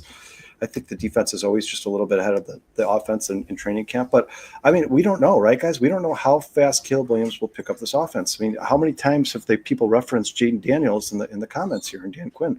I mean, I don't think anybody picked Jaden Daniels to make the playoffs in the NFC, certainly not the NFC Championship game, but he did it. Sometimes these guys, certain offenses just cater to their strengths, and they pick it up a lot faster than other guys or other offenses that they've learned. I mean, you guys, like I said, the Bears lost, 8 one-score games last season. Caleb Williams had 3,500 yards, 20 touchdowns, 6 picks. He also ran for an additional 500 yards. So he was one of the only Bears quarterbacks to go over 4,000 all-purpose yards. It's not like he played terribly. I think if Ben Johnson tries to build this offense around his strengths and minimize the weaknesses, minimize calling plays that Caleb has problems with, then I think this offense could be better than people think. Now, like I said, I'm not picking the Chicago Bears to win the Super Bowl, and I don't think Sean or Brendan are either. I don't, but I think just to see this offense get better from a week-to-week basis is a win for the Chicago Bears. I'm not necessarily going to look at the win-loss column this season, guys. I'm going to look to see if Caleb Williams looks more and more comfortable in this offense on a week-in and week-out basis. If I'm the Chicago Bears, that's my goal this season. Develop my franchise quarterback. That's my goal. But maybe you guys have maybe there. I'm sure there's Bears fans out there, guys. Bears fans who are probably a little more impatient than we are, who are going to say, if the Bears don't win 10 games this season, I'm done with Caleb Williams. I'm done with Ryan Poles. I'm done with Ben Johnson. But that's just not the way professional sports works. It's just not. V-Dog says, I know it's only the preseason coming up, but what are some of the key evaluations y'all are paying close next weekend? We have one last weekend without football for 6 months. I think the left tackle thing is the thing you should have your eyes on the most. But now the injuries are something I'd keep a close watch on. That Shamar Turner is an injury is something I'd keep a close watch on for sure. And then, guys, like I said, the most important thing to me, and we can get into our next segment if you guys want, is can Caleb Williams adjust to this playing under center? Ben Johnson said it during an interview. He thinks that Caleb looks really comfortable and really sharp during 2-minute drills and no huddle offense because those are run from the shotgun, where Caleb spent the entirety of his career. Hey, Brandon, let's play that clip. Ground up with his footwork. How much or what is reasonable to expect to have carried over from last year? As you try to teach him, what does he already have from playing a full season? There really isn't a ton of carryover from what he was asked to do, the play calls or anything of that nature. I mean, he's always been very comfortable as a shotgun quarterback going back to college and even last year. He's very comfortable in a 2-minute setting. He's very comfortable with tempo type plays. And so now we're asking him to be a little bit more structured in terms of the play calls. Sometimes there's multiple calls. There's shifts, there's motions. There's a lot more going on mentally than probably there's ever been for him. And so at some point, this thing will start slowing down, and he's going to be able to catch up, and his physical ability will take over from there. But right now, because mentally it is what it is, he's playing a little bit slower than what he's capable of. There you go.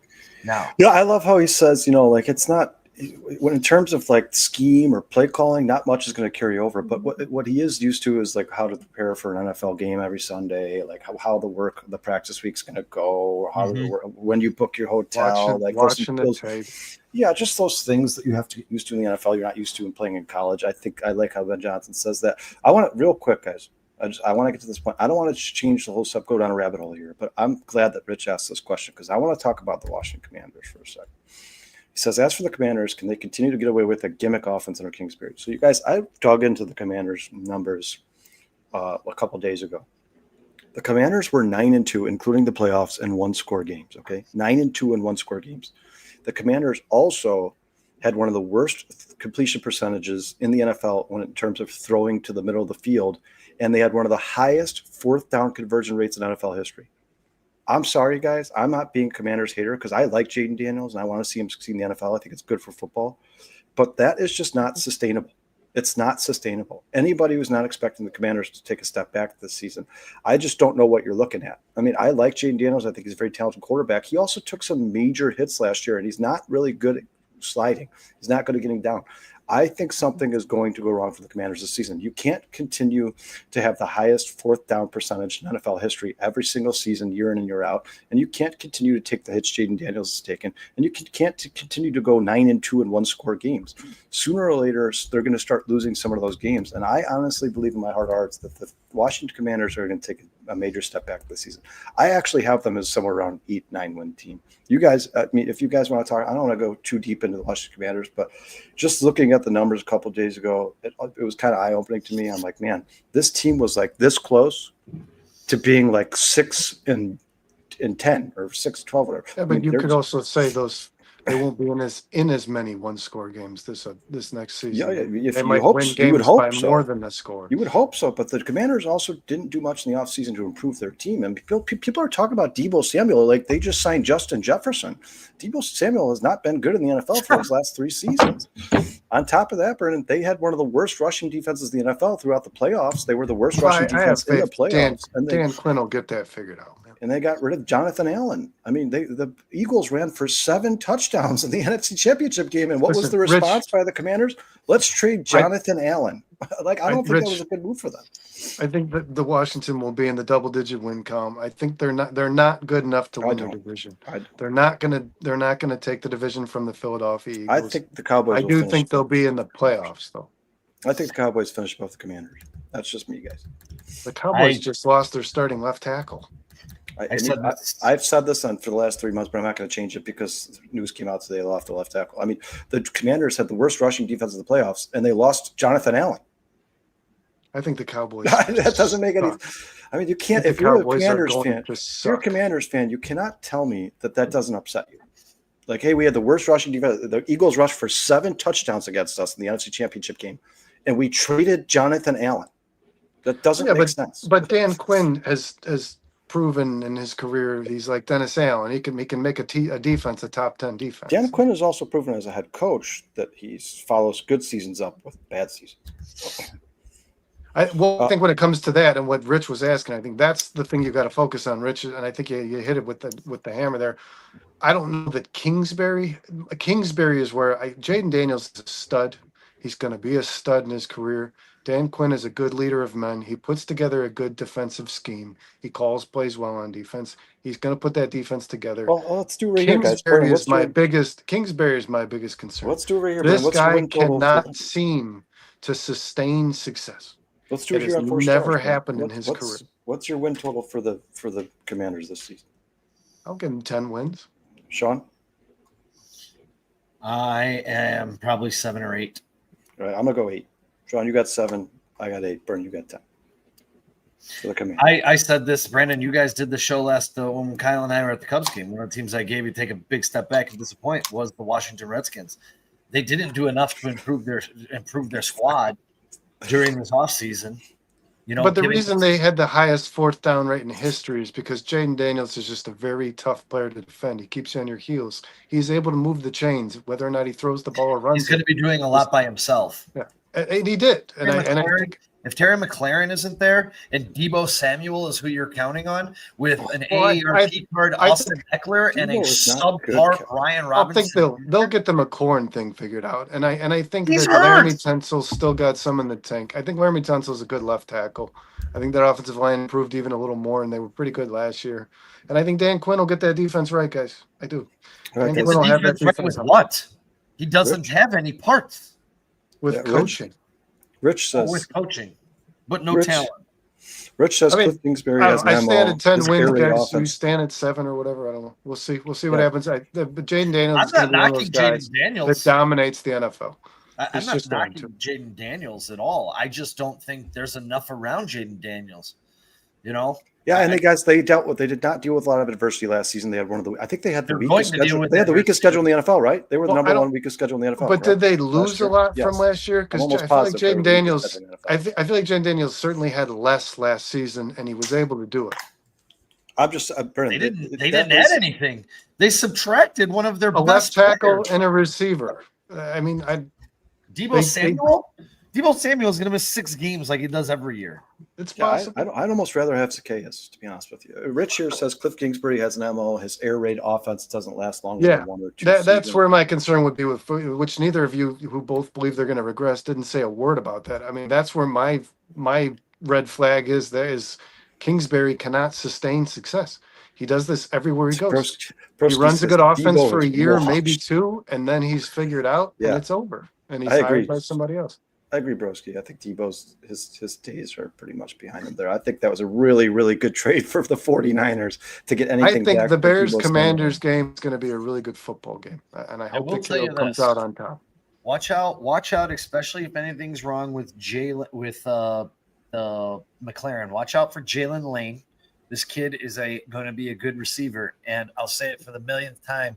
Now that all these fantasy guys are starting to catch on to what I've been telling you since he was drafted, Ja'Cory Krosky Merritt is going to be a stud for the Washington Redskins. Yeah, V-Dog, I'm not disputing that. That's where I told you my concern stands. I think Kingsbury is a guy who does often get figured out, and I think it's like once your opponent on a chessboard knows where your weakness is, you're pretty much dead in the water. But I do believe this. Jaden Daniels was a dominant quarterback as a rookie. I don't see major regression. I think he's going to continue to dominate the NFL like Lamar Jackson does throughout his career. I think when a quarterback has the ability that those two have, and Josh Allen as well, when you can provide that element where you can run the ball just as well as you can pass it, you've probably got a long career in this league. And I also think that as bad as Cliff Kingsbury is, even he has to be aware that Jaden Daniels threw the ball to one side of the field like 72% of the plays.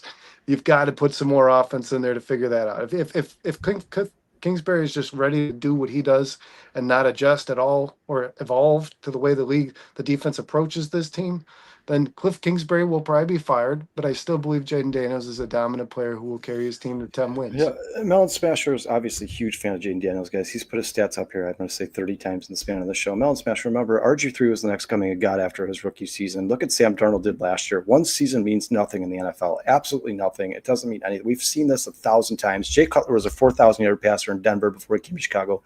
Never threw for 4,000 yards again. Jaden Daniels had a good season last year. It could easily fall off the rails this year, especially at his build. He's like 6'5", 190 pounds. He's a tiny guy. He's going to suffer an injury at some point in his career. I don't wish on it. I just know it's coming at some point. But yeah, I mean, America's QB.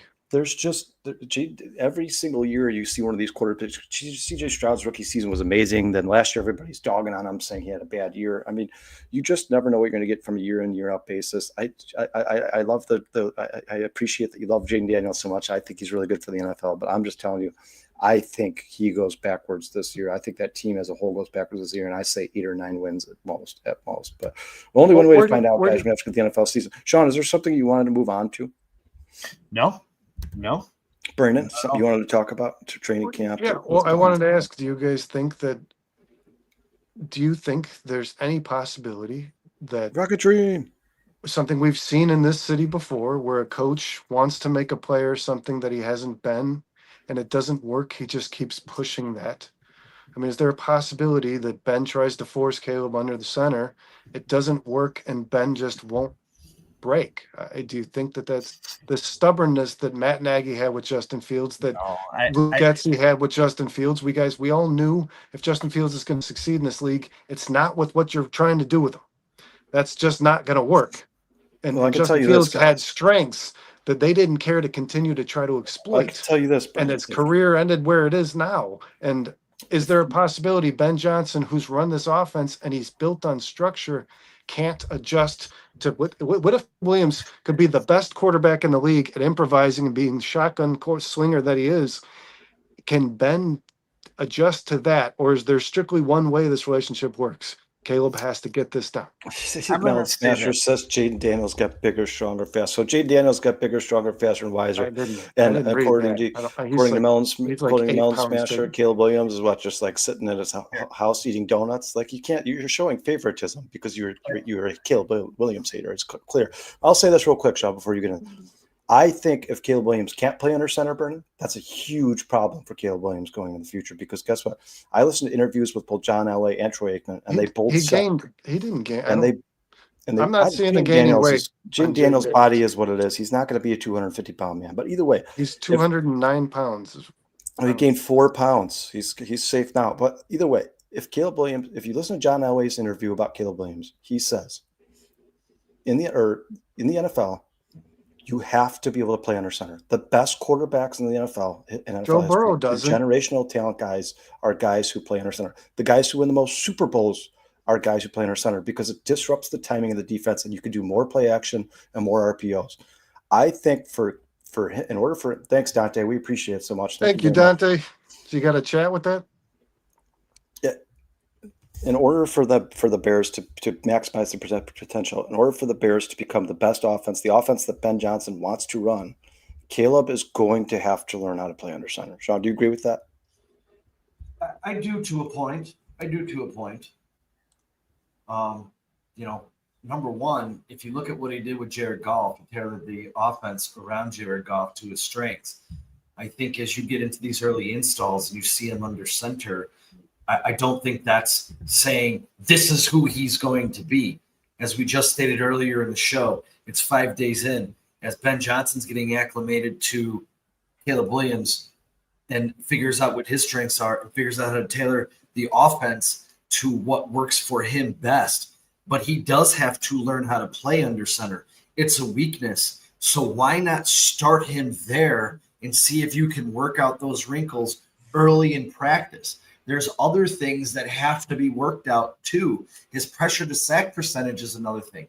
Holding the ball too long. These things haven't even been started to be addressed. But in Sean, camp. and I'm let me I'm earnestly asking you. Can I finish? And I'm going to tell you. What I'm trying to say is it's 5 days in. I still think you're going to see Caleb Williams in plenty of shotgun as this thing gets going.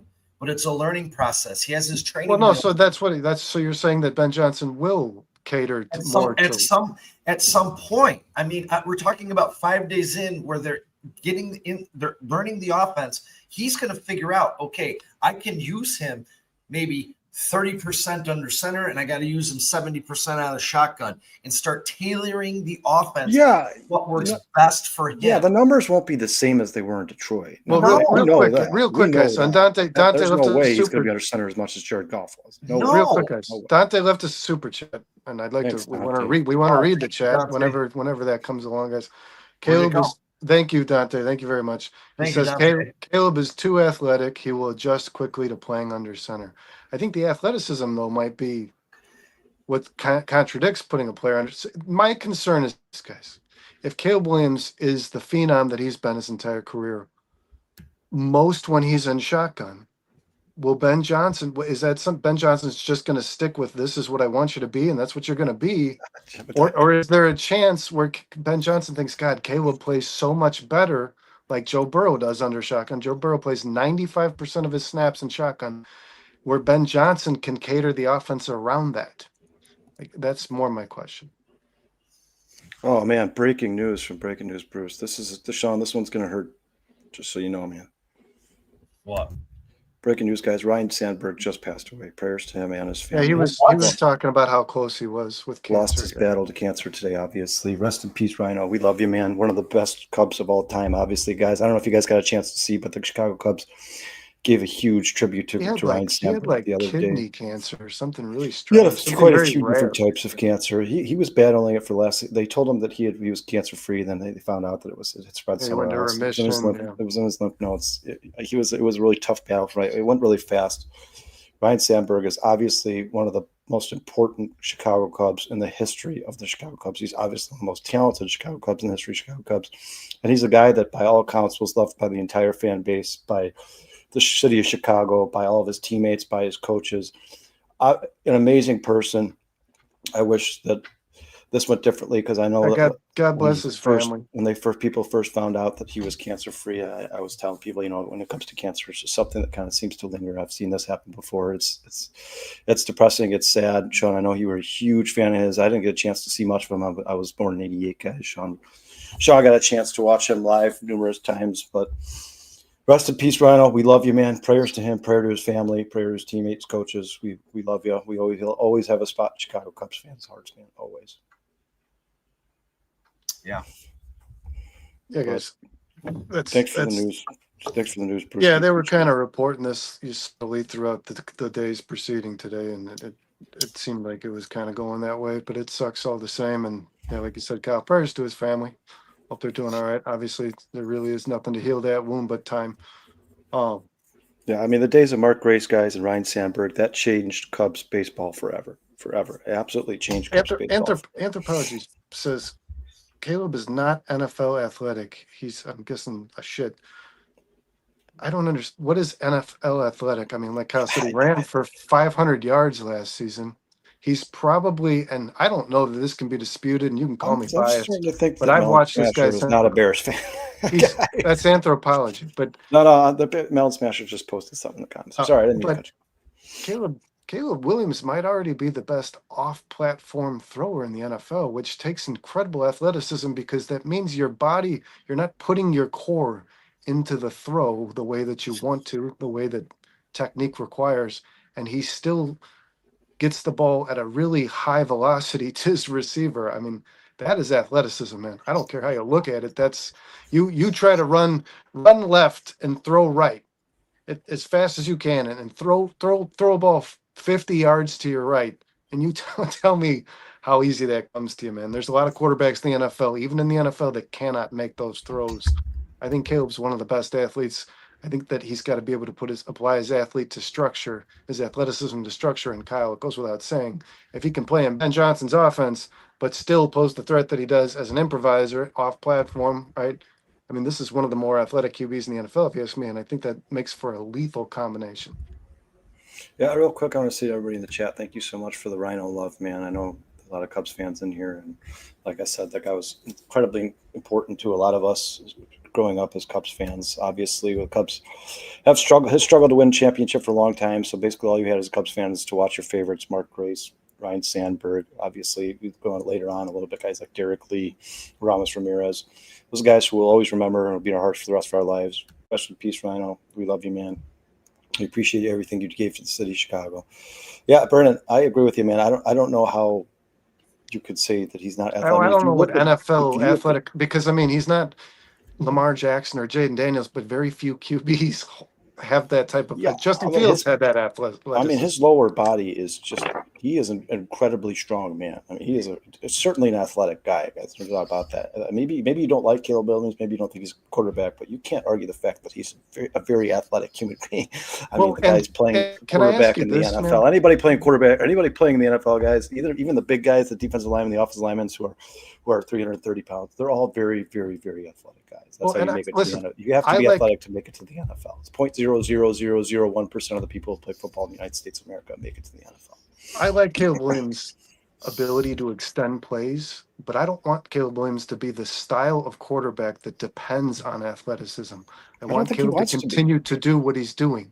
He tries to extend plays in order to continue to look for receivers. I don't want the guy that tucks and runs. I respect that. I love Lamar Jackson. He's a 2-time MVP, deservingly so. Jaden Daniels, like I said, is a phenom. He had a phenomenal rookie season. Those guys, the one thing I just haven't seen yet, and Sean and Kyle definitely won't disagree with this, they haven't won Super Bowls.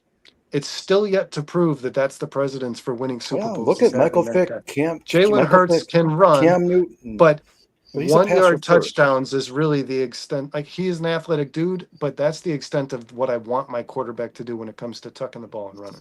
But Michael Vick never won a Super Bowl, guys. Cam Newton never won a Super Bowl. I want a guy who Jaden can won a Super Bowl last I year. want a guy That's who can surgically pick apart pocket coverage. passers are the That's guys who win Super Bowls. And Jalen Hurts is a good example because he can run the ball, but he prefers to stay in the pocket and pass. That's how Jalen Hurts wants to beat you. That's how he wants to beat you. And I think Caleb Williams is a better pocket passer than he is runner, but he's good at both. He certainly can do both. And they're going to utilize Caleb Williams' legs next year. He's going to get design runs, but for the most part, I think they want him to be in a structured, designed offense where he can sit in the pocket, pick apart the defense with his arm. And I think you're going to see a lot of that next season. Yeah. I mean, guys, obviously, we appreciate you guys being here and we appreciate your opinions, but Anthropology, Melon Smasher, TB, they just kind of saying the same things over and over the chat here. Caleb sucks, Caleb stinks, Caleb. There's only one way to find out, guys. I appreciate your chat, your comments, but at the end of the day, we just have to wait till they're playing NFL football in the regular season, right? And then we'll see. Somebody's going to be wrong, somebody's going to be right.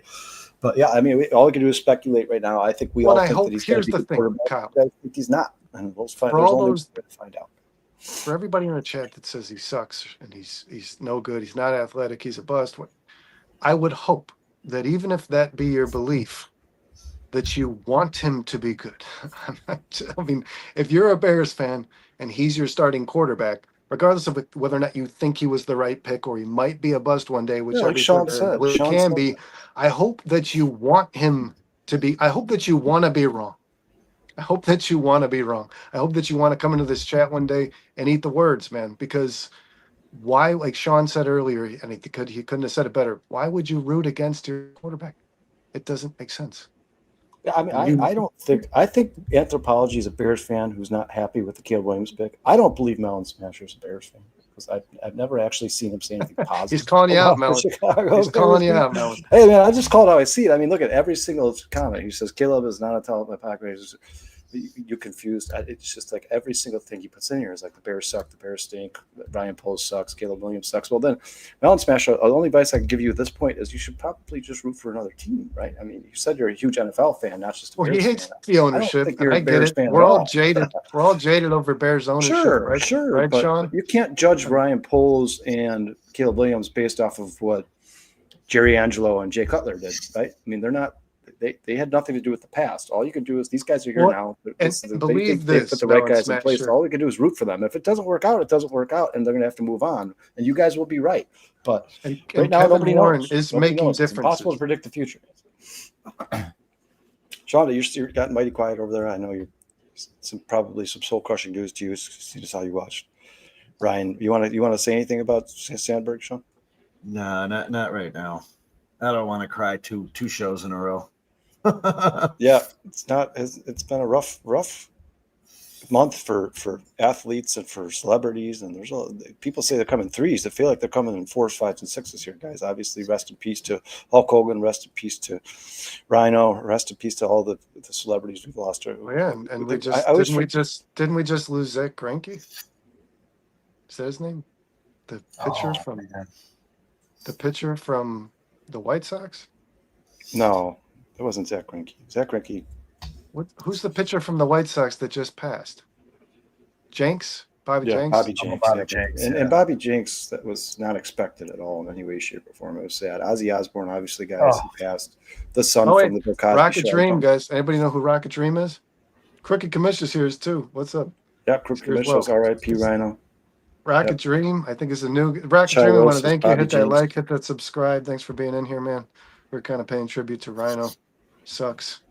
Rocket Dream's getting upset with Anthropology and Melon Smasher. He says, how does Caleb suck? Yeah, that's kind of where I wanted to lean when I was talking about this earlier, guys. Is you can not like them, but the verdict's not out. Just the same as I can't say Caleb's the GOAT. You can't say he sucks. We're both making really baseless comments in that situation. So I don't see why anyone would think that Caleb sucks. You might think Caleb's not going to be the future franchise quarterback that we're hoping for. I just don't see why you can say he's a bad player already after a Yeah, I fair mean, to have the fourth most passing yards in a single season, and the same season in which you got sacked 68 times, it just so happened to be your rookie season under Matt Eberflus and Shane Waldron. I just don't know how you come to that conclusion. But like I said, man, everybody's entitled to their own opinion. We appreciate you guys being here. We appreciate the comments. Erica brings up a really good point here, guys. She says it took Josh Allen 3 years, guys. Just saying. He was labeled as a bust. Listen, my Chicago fans, let them hate Baker because if they Mayfield.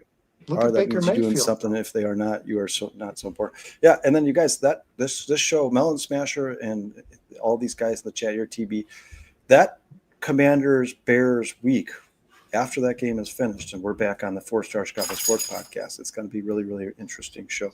And then Pat O'Deed says, so a rookie QB had a better single season by the stats than almost every QB in Bears history, but he sucks, question mark. Yeah, that's what I what was just saying. like. He didn't. He showed you things that would lead you to believe that he could be probably the best quarterback that played for a really bad organization when it comes to quarterbacks. But that's saying more than you think. And I agree with. He looked better than the quarterbacks we've watched for the majority of our lives in his rookie year. That implies to me that he's probably going to be a better player than we've watched for our entire life. Like, you know what I mean? There's just no way not to think that Caleb's going to be the best quarterback you watch in a Chicago Bears jersey. I just don't see how he wouldn't be. Yeah, and then guys, Tyson Bagent himself again is in the chat here. He says the verdict is not on Bagent either. He's obviously talking about himself. Draft slot politics. The only reason he's not getting a shot to start in Caleb is literally better at everything than Caleb other than arm strength. I would beg to differ. I think Caleb is probably a better runner than Tyson Bagent. And you can't drop the arm strength. And can't drop the arm bigger, strength in there faster. as an afterthought. Arm strength's pretty important in this league. And if you don't have Nathan Peterman to come in and relieve Bagent, then Bagent's in trouble. Yeah, and Dante Pierce says Bagent was drafted. Like, I didn't know that. No, he was not. He was not drafted. And then Samo says losing our heroes so often sucks. I guess it means that we're getting old. Yeah, the older you get, the more people around you pass away. It's the truth of life. It sucks, guys. It's awful. Sam was there. We talked about this on the bare minimum when we talked about the passing of Hulk Hogan, guys. It's just even the strongest of heroes. You know what I mean? If Hulk Hogan can die, anyone could die. As Cricket said, legends never die. You know, they'll live on forever. Heroes get remembered. This is another tough one, man. Legends never die. This is another tough one. This sucks. You knew it was coming. Because I love Dante, man. He's my favorite. Well, Rich says Bagent equal to Minshew, which I wouldn't disagree with. Minshew might actually even be better. I don't know. You know where I stand on the Tyson Bagent thing, guys. I love this story. I like the kid. It's a cool story, and I think it'll continue even if he's no longer a Chicago Bear when this season starts. But I'll say this. If a guy's got to come in and relieve you on a Hail Mary throw and a guy who's been a habitually bad quarterback in the NFL for his entire career, you're not a starting quarterback in the NFL. If there's no Nathan Peterman to relieve you on the longest throw of the game, what are you going to do? I mean, it's just I don't want Tyson Bagent anywhere near the Bears' starting quarterback position. Yeah, and real quick, guys, to Dante's point here, thank you so much to everybody who does support 4-Star Chicago Sports. We appreciate it. I mean, there's so many names in the chat here because you guys are so loyal, man. We appreciate you. I don't think I get to everybody here, but, V-Dog, Dante, Crooked Commish, Rich, Erica, Anthropology, TB17, Rocket Dream, Chai Will, Jedediah, V-Dog, Don Burr, T the Lions fan. The list just goes on and on and on and on. We love you guys so much. We appreciate it. Please, if you haven't already, hit that like button. If you haven't subscribed yet, hit that subscribe button. We got 30 people watching live. If you guys are watching on Twitter, go to our YouTube channel. Please hit that like and subscribe button. How many times I could say, you What's up, guys are the reason Calvin? we do this. We enjoy having these conversations with you. Even the people who are not big fans of the Bears or of Caleb Williams, we enjoy the combating, the back and forth. Calvin C has joined the show. He says, "Bear down, fellas." Calvin, we don't know if you heard that or not, but Rhino, the great Ryan Sandberg, just passed away. We're just kind of giving a little tribute to him and some other Chicago greats. But Erica says Keenum will beat Bajan out for the QB2 job easily. Yeah, I think that's probably right now Keenan's job to lose if I was a betting man. I think Case Keenum was brought here because of his veteran I'm gonna status. say this really quick. When you look at Ben Johnson's offense, Tyson Bagent probably fits it the best. He's probably the closest to Jared Goff, who could play under center and run this offense very efficiently. And everyone's throwing this kid out the door. I hate to say it. Look at his style. Look at the way he is. Short game. He matches up with Jared Goff very well. Don't sell Tyson Bagent short just yet. I certainly don't want him to start for the Bears, but yeah, I wouldn't. I think he might surprise you in this offense as a starter. I mean, want to he was in a remind people, shitty though, offense Tyson and Bagent, went 2-2. like I said, is a great story. I mean, Sean, He if I came up to you and said, played "What do you 4 want games. Tyson Bagent starting for the Bears?" I'm assuming your answer is no.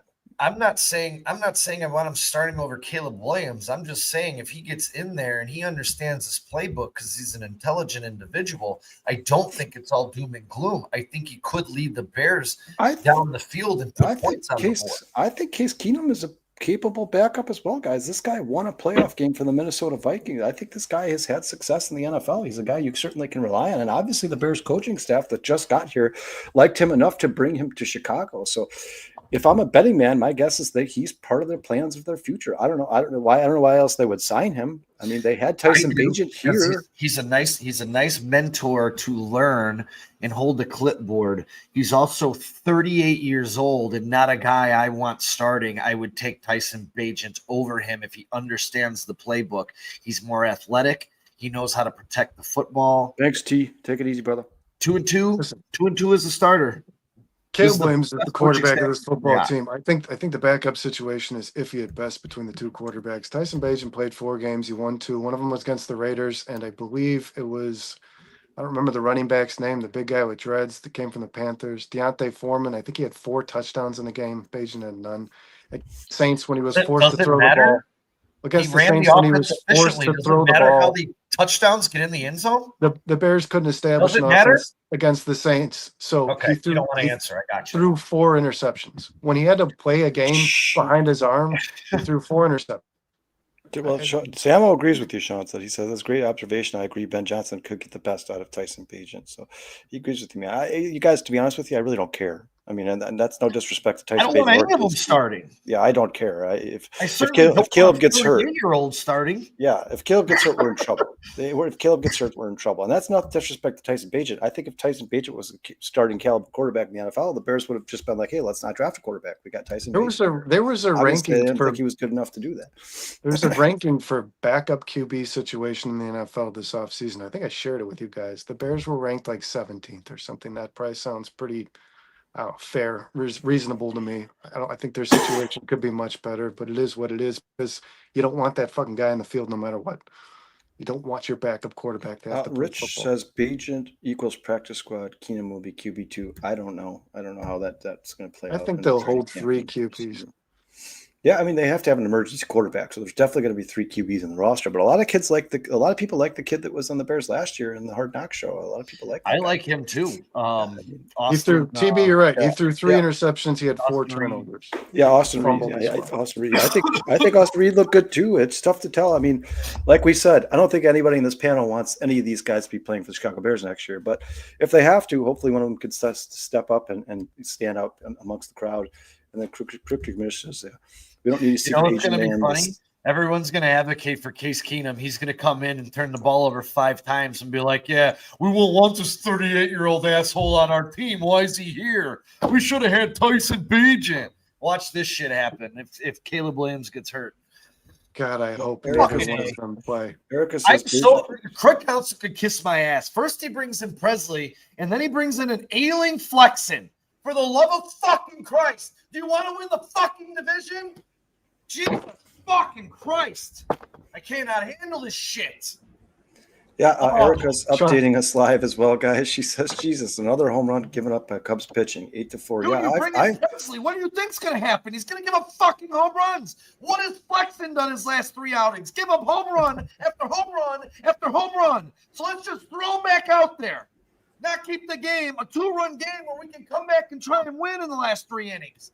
My God. well, This is a passionate network. Erica does not like console. She says console sucks. At this point, I agree with you with this comment right here, guys. Samuel says, at this point in his career, I think Bajan has more physical ability than Keenum, more of an assistant quarterback coach in his play. That's a great point. He's certainly more athletic than Case Keenum is at 36, however old he is, for sure. No doubt about it. Tyson Bagent. Tyson Bagent probably has a higher upside. If you believe that Tyson Bagent could go to another NFL team and start and be a starting caliber quarterback, you did not watch what I watched. That's just Sam Darnold last year, because I know a lot of people did. No, I think I was actually telling you guys Sam Darnold could be pretty good in Kevin O'Connell's offense. I had the Vikings being a good team during our power rankings. Remember? You did. I was shit on for that. You did. Shy Will says Sean's snapping. You guys, Sean is a passion. He's got the passion for the Cubs, man. Yeah, this is a big series for them. They're playing the Brewers. They're both tied with the best record in the NL right now. Whoever wins this game obviously will be winning the division and be on top of the NL. So this is a game the Cubs needed to win, and they came out good. And then Matthew Boyd had obviously his worst start for a very long time. Worst start of the year. First Shola, now Boyd. Yeah, and Ryan Presley. I said this to Sean a couple weeks ago on the Northside 9 podcast, guys, with how much he's owed. I would have cut him off this roster and saved some of that money because I just don't think he's a very good pitcher in baseball anymore. He's obviously old. He's not – the velocity is not where it used to be. He's just not that good of a pitcher in baseball anymore. I would have saved some money and got him off this team. Sean V-Dog says, Sean, the offense not specific to a particular QB. Ben isn't one of those old Cremogan from the beginning of 2000s. That's where I disagree. He's more like a KOC or Shannon, adapts to any QB he's got. So I'm assuming you're saying, V-Dog, that you like Bagent? Or you're saying TB17 says Bagent was infinitely better than in his 4. Bagent threw more interceptions in his 4 games than Caleb did his entire rookie year. But Bernard, you also that's just an asinine comment to leave. Bernard, you just said you gave Justin. You also just said you gave Justin Fields 2 years, and then after the 2 years, you're like, this guy's probably not a capable NFL quarterback. Why does Bagent get 4 games? That's not fair. Bagent being better than Caleb Williams? Am I supposed to show that any kind of seriously, dude? No, not better than Caleb Williams. Bagent is infinitely better in his 4 games than Justin Fields and Caleb Williams. No, I'm not saying better than Caleb Williams, but I'm saying could Tyson Bagent be the backup quarterback on this team? Like, you don't know how good he could be. I don't want him to ever play. I don't want anybody to play behind Caleb. I don't want a backup. I do also agree, Brendan. I think Caleb will, or I think Tyson Bagent, Kyle. This is what I can say about Tyson Bagent. I think he's a backup, and sure, he can be the Bears' backup. That's at least great. The Bears have a backup. That's awesome, but he's a backup. He's not a starter, and he's not better than Caleb Williams. And to think that Caleb Williams sucks. But I'm addressing the people who want Bagent as the starting QB over Caleb Williams. To think that Caleb sucks and that Tyson Bagent, based off the 4 games with 7 interceptions that you watched, over an interception per game, I don't understand. You're just making those out of bias. Do you just dislike Caleb as a person because you didn't want him to be picked, because you wanted Justin Fields to stick around? There's something more behind that, because that just doesn't make sense. I want Caleb Williams to be the quarterback for the Bears. And then V-Dog says, Kyle, I'm saying Bennett's adaptable with his playbook. I don't believe his system is one size fits all. I agree with you, V-Dog. I think if any of those quarterbacks came in, he could find a way to win games. I really do. I really believe that. I think he would cater his offense to whoever is playing quarterback that day. So say Caleb Williams gets hurt, then Tyson Bagent gets hurt, and Case Keenum has to come in. I think all 3 of those guys could win a game for the Chicago Bears if Ben Johnson's the coach. I think you'd be very surprised with what Ben Johnson does with Tyson Bagent if Tyson Bagent has to play for the Chicago Bears. Good. I hope he can win games for the Bears, because I don't know if he'll win. There's a chance that Caleb could miss a couple games in the ball game. Yeah, for sure. He did it when he came in a couple of years ago. He did it. He won 2 games. Anything else you guys want to talk about before we get out of here, man? No, I think Sean's hyper focused on this. No, I'm done with this fucking Cubs game. They ain't scoring 4 fucking runs. They have the bases loaded, runners on second and third. They can't fucking hit the second half of the season. You realize an interception is basically a punt most of the time. I can't give that any credence. It's like, Yeah, if it's third it's and not. 20. It's not. If When it's you're third and punting, 20. when you're punting, the idea is to put the other team pinned on their side of the field. When you're throwing an interception, you're giving the team the ball wherever you are. It's like I guess if you're throwing an interception inside the 15-yard line on the opposing side, it's kind of like a punt. Although you're still giving a player a chance to return it for a touchdown, which I think is much easier to do considering there's a lot more of them than there are punt returns for touchdowns.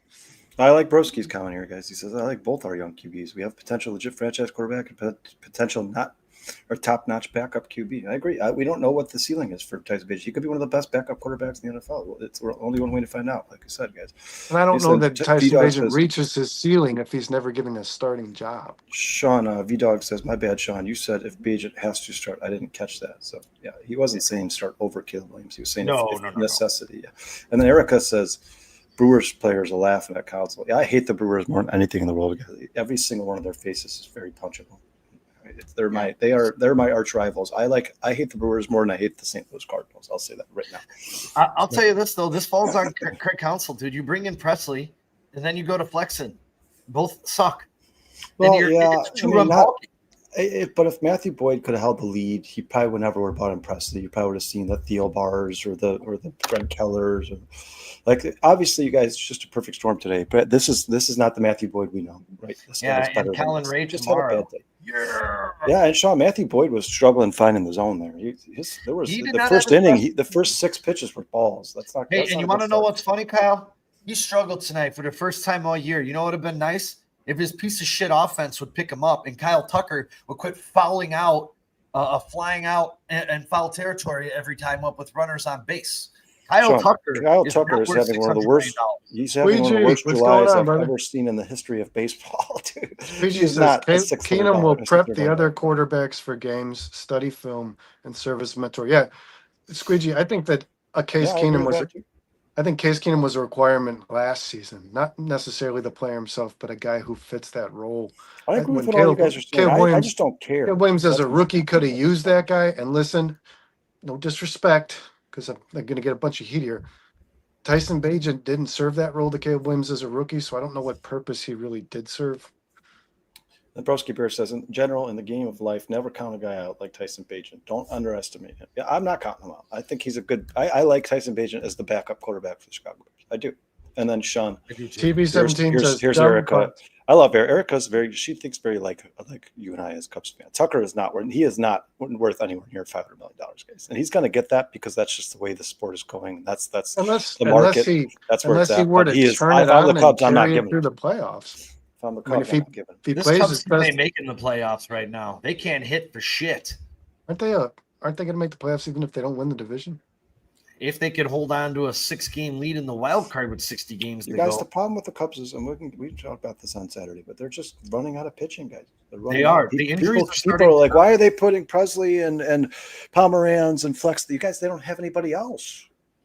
All their studs pitched. Yeah, yesterday. I don't know. have I'm anybody else. gonna defend a little. Craig Counsell has got this team in first place, and I don't think Craig He's- Counsell sucks. he's I don't lost think- a lot of important pieces on this baseball team. I think Craig Counsell needs to be counseled on how to use his bullpen a little better. I Is think that a pun? Did you just If throw he- a pun into the force? I think I think give the I mean, Cubs you a pretty can't- good lead against. You want to the know what Brewers else, in this- Brandon? You can't keep running division. Ian Happ out here. This guy's hitting 160 over his last 50 games. Get this guy out of your lineup. He's an out All right. every time You up. guys, let's talk about this series on Saturday. Anything else? I just want to say thank you once again, everybody in the chat, guys. I'm not going to go over the list of names because you are all so loyal, faithful fans. There's too many people to comment to mention here. I do appreciate the super chat by Dante. Thank you very much, man. You're Thanks, awesome. Dante. Yeah, thanks, Dante. Thanks, guys. Thanks, everybody. Everybody out there, please hit Razzle, that like button. even guys, you, this Tyson next Bagent, 17. the next few show here on Chicago Sports or 4-Star Chicago Sports, guys, we're going to be their podcast, the bare minimum. We're just going to be shooting the shit with you guys, talking about training camp, talking about how you think the off season's going, talking about the team, talking about coaches. So yeah, once again, rest in peace, Ryan Sandberg. Prayers go out to him and his family, man. Rhino was the best. Him, Mark Grace. They were what made the Cubs watchable during that time. We all love them. He was so important to the city, so important to the Chicago Cubs. We can't say how much we're going to miss him, man. I absolutely love Rhino. We knew this day was coming, but it still sucks. It's still awful. The same goes for Hulk Hogan, guys. Who was it, by the way? Who Same was goes it for that Ozzy. won? Ozzy is one of our Brandon and I's favorite musicians ever, man. We listened to him a lot growing up, so that one hurt as well, man. Who threw the first pitch the other day in a Ryan Sandberg jersey? John I think- Lester. Lester. Yeah, and they all wore Ryan Sandberg jerseys during warm-up. Yeah, The whole team They, had they Ryan knew Sandberg. this was Good coming. day to They do just it. didn't tell the public. Yeah. And then they interviewed Jed Hoyer in the booth during, I think, Sean, what was it, the 6th and 7th inning? And he just paid homage to how Yeah, much he he did. loved Ryan Sandberg, how important he was. It was awesome. It was really cool for Jed Hoyer to do that. He talked about how much he meant to the city of Chicago and how much he meant to him personally as when he was thinking about taking a job for the Chicago Cubs. Ryan Sandberg had a huge influence on him as well. The guy, I can't say enough good things about Ryan Sandberg, man. I've never heard anything bad said about Ryan Sandberg ever in my life. I've never heard any media think about him and be like, oh, this guy's racist or he beats his wife. Or the guy was just the consummate professional, a great husband, a great father, a great human being, and obviously a terrible loss for Chicago. And for What I'm going to go do probably Too today? soon. I'm going to go watch the Sandberg game. People who don't know, 1984 against the St. Louis Cardinals. 7 hits or something. He had 7 RBIs. It was his 3rd year in the league. It was really his coming out party as I'm a superstar. I arrived. He had a home run in the 1st inning, I believe. And then off of Bruce Sutter, I do know this. It was the 9th and 10th innings that he hit dingers to walk it off after the Cardinals came back and took the lead. Or tied it up to go into the 10th after the Cubs took the lead. So, yeah, that game is awesome. And didn't he have like 6 hits or something? He hit the ball like an astronomical amount of times. I think he did. I think he had unheard of amount of times at that time. I know he had 4 home runs in the game. So yeah, I think he hit the ball 6 or 7 times. I mean, he was like 7 for 8 or something in that game. Yeah, he was a stud. Yeah, and another thing about Ryan that people talk about is that short played through a lot of bad Cubs teams too. The short managing stint with the Phillies, right? That team was in a bad spot. Ryan was. There's nobody who could have saved them. Ryan was, by all accounts, there was teams who were willing to give him another shot as a manager. He was the Cubs. He was a minor league manager for the Cubs at one point. He would have gotten better in that facet of his career as well. I think that he started to get weak and sick. The more he got sick, the more he just removed himself from the game of baseball. But a huge loss for everybody in Chicago. Sean, I've watched the game you're talking about. I've watched a lot of Ryan Sandberg replays, a lot of highlights, I think I've seen a couple mini docus about him on YouTube and on ESPN. He was awesome, man. I didn't get to see. And these guys are showing a lot of love too. Jedediah says every old timer Cubs fan you talk to, give me your top 3 Cubs. Ryan Sandberg. Ryan was a legend. I've only seen my dad passed away, and I grew up being a big Ryan Sandberg fan. And those cards I just showed you, those were his. I bought them with him at a card show when I was collecting cards with him as a kid. Like, I grew up with my dad watching Ryan Sandberg. I'm a huge Sandberg fan because of my father. So my dad will probably see him at the pearly gates. Man, this sucks, dude. Hulk Hogan, and man, this sucks. This sucks. Yeah, and John says Sandberg was 0 for 54, I think, as a third baseman. Yeah, look how fast people. Yeah, PCA was something like that too. I mean, it wasn't good. It wasn't 0 for 54, but he it had wasn't 19 plate appearances without a hit. PCA. Yeah, though too. Ryan Sandberg never really had the arm to be a third baseman. If anyone ever knew, he never should have been a third baseman. He didn't have the arm to be a shortstop. That's why he eventually ended up over at second base. Just didn't have the strong enough arm. And I mean, he found this place. He was a multiple-time All-Star, Chicago Cubs legend, a legend to me and a legend to many. Jedediah says, wouldn't be surprised if he batted himself in. We can certainly use his bat right about now. Hopefully, he can look down from the heavens over the next 2 days and help Colin Ray and Shota Imanaga get the last 2 of the series, because this surely started out as a W. Matthew Boyd. Sean Jedediah says he is my mom's favorite baseball player of all time. I grew up on him, all like that. Yeah, that's awesome, Tough one, Jedediah, man. This is a tough one. Hope your mom's doing all right. Cubs fans, this one is soul crushing, guys. And you know what? Like I said, like we said in the comments, we're all getting older, and unfortunately, you're going to start to lose these legends. But it certainly doesn't make it any easier. So. And lose ourselves. R.I.P. man. Tomorrow, shots for Rhino, baby.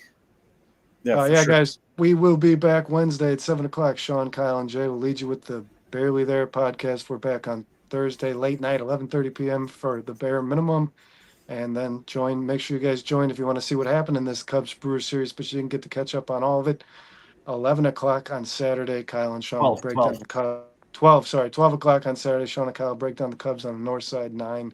We want to appreciate Yeah, and and love guys, everybody who sorry. came to the chat tonight. Go Real ahead. quick, Bernard, not to cut you off, but you guys, we're gonna talk about a little more fantasy on Wednesday. So if you guys in the chat, I know some of you guys aren't necessarily there every Wednesday, but if you guys Some of like these guys fantasy want to be in a football, league.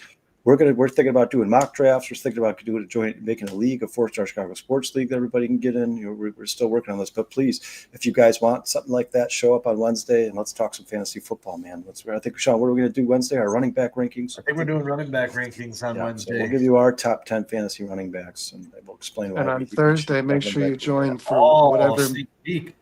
Sneak On peek. Thursday, make sure you join for whatever me and Ooh. Dustin decide to talk about that day. There you That's go. why you get Best the bare quarterback minimum in the on league, Thursday. baby.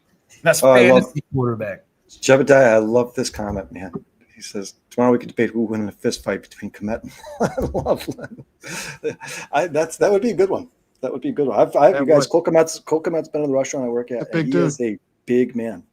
Absolutely a large man. They're both big. Sean, They're both another real comment big. for you, man. Dog here, if you want to read that one.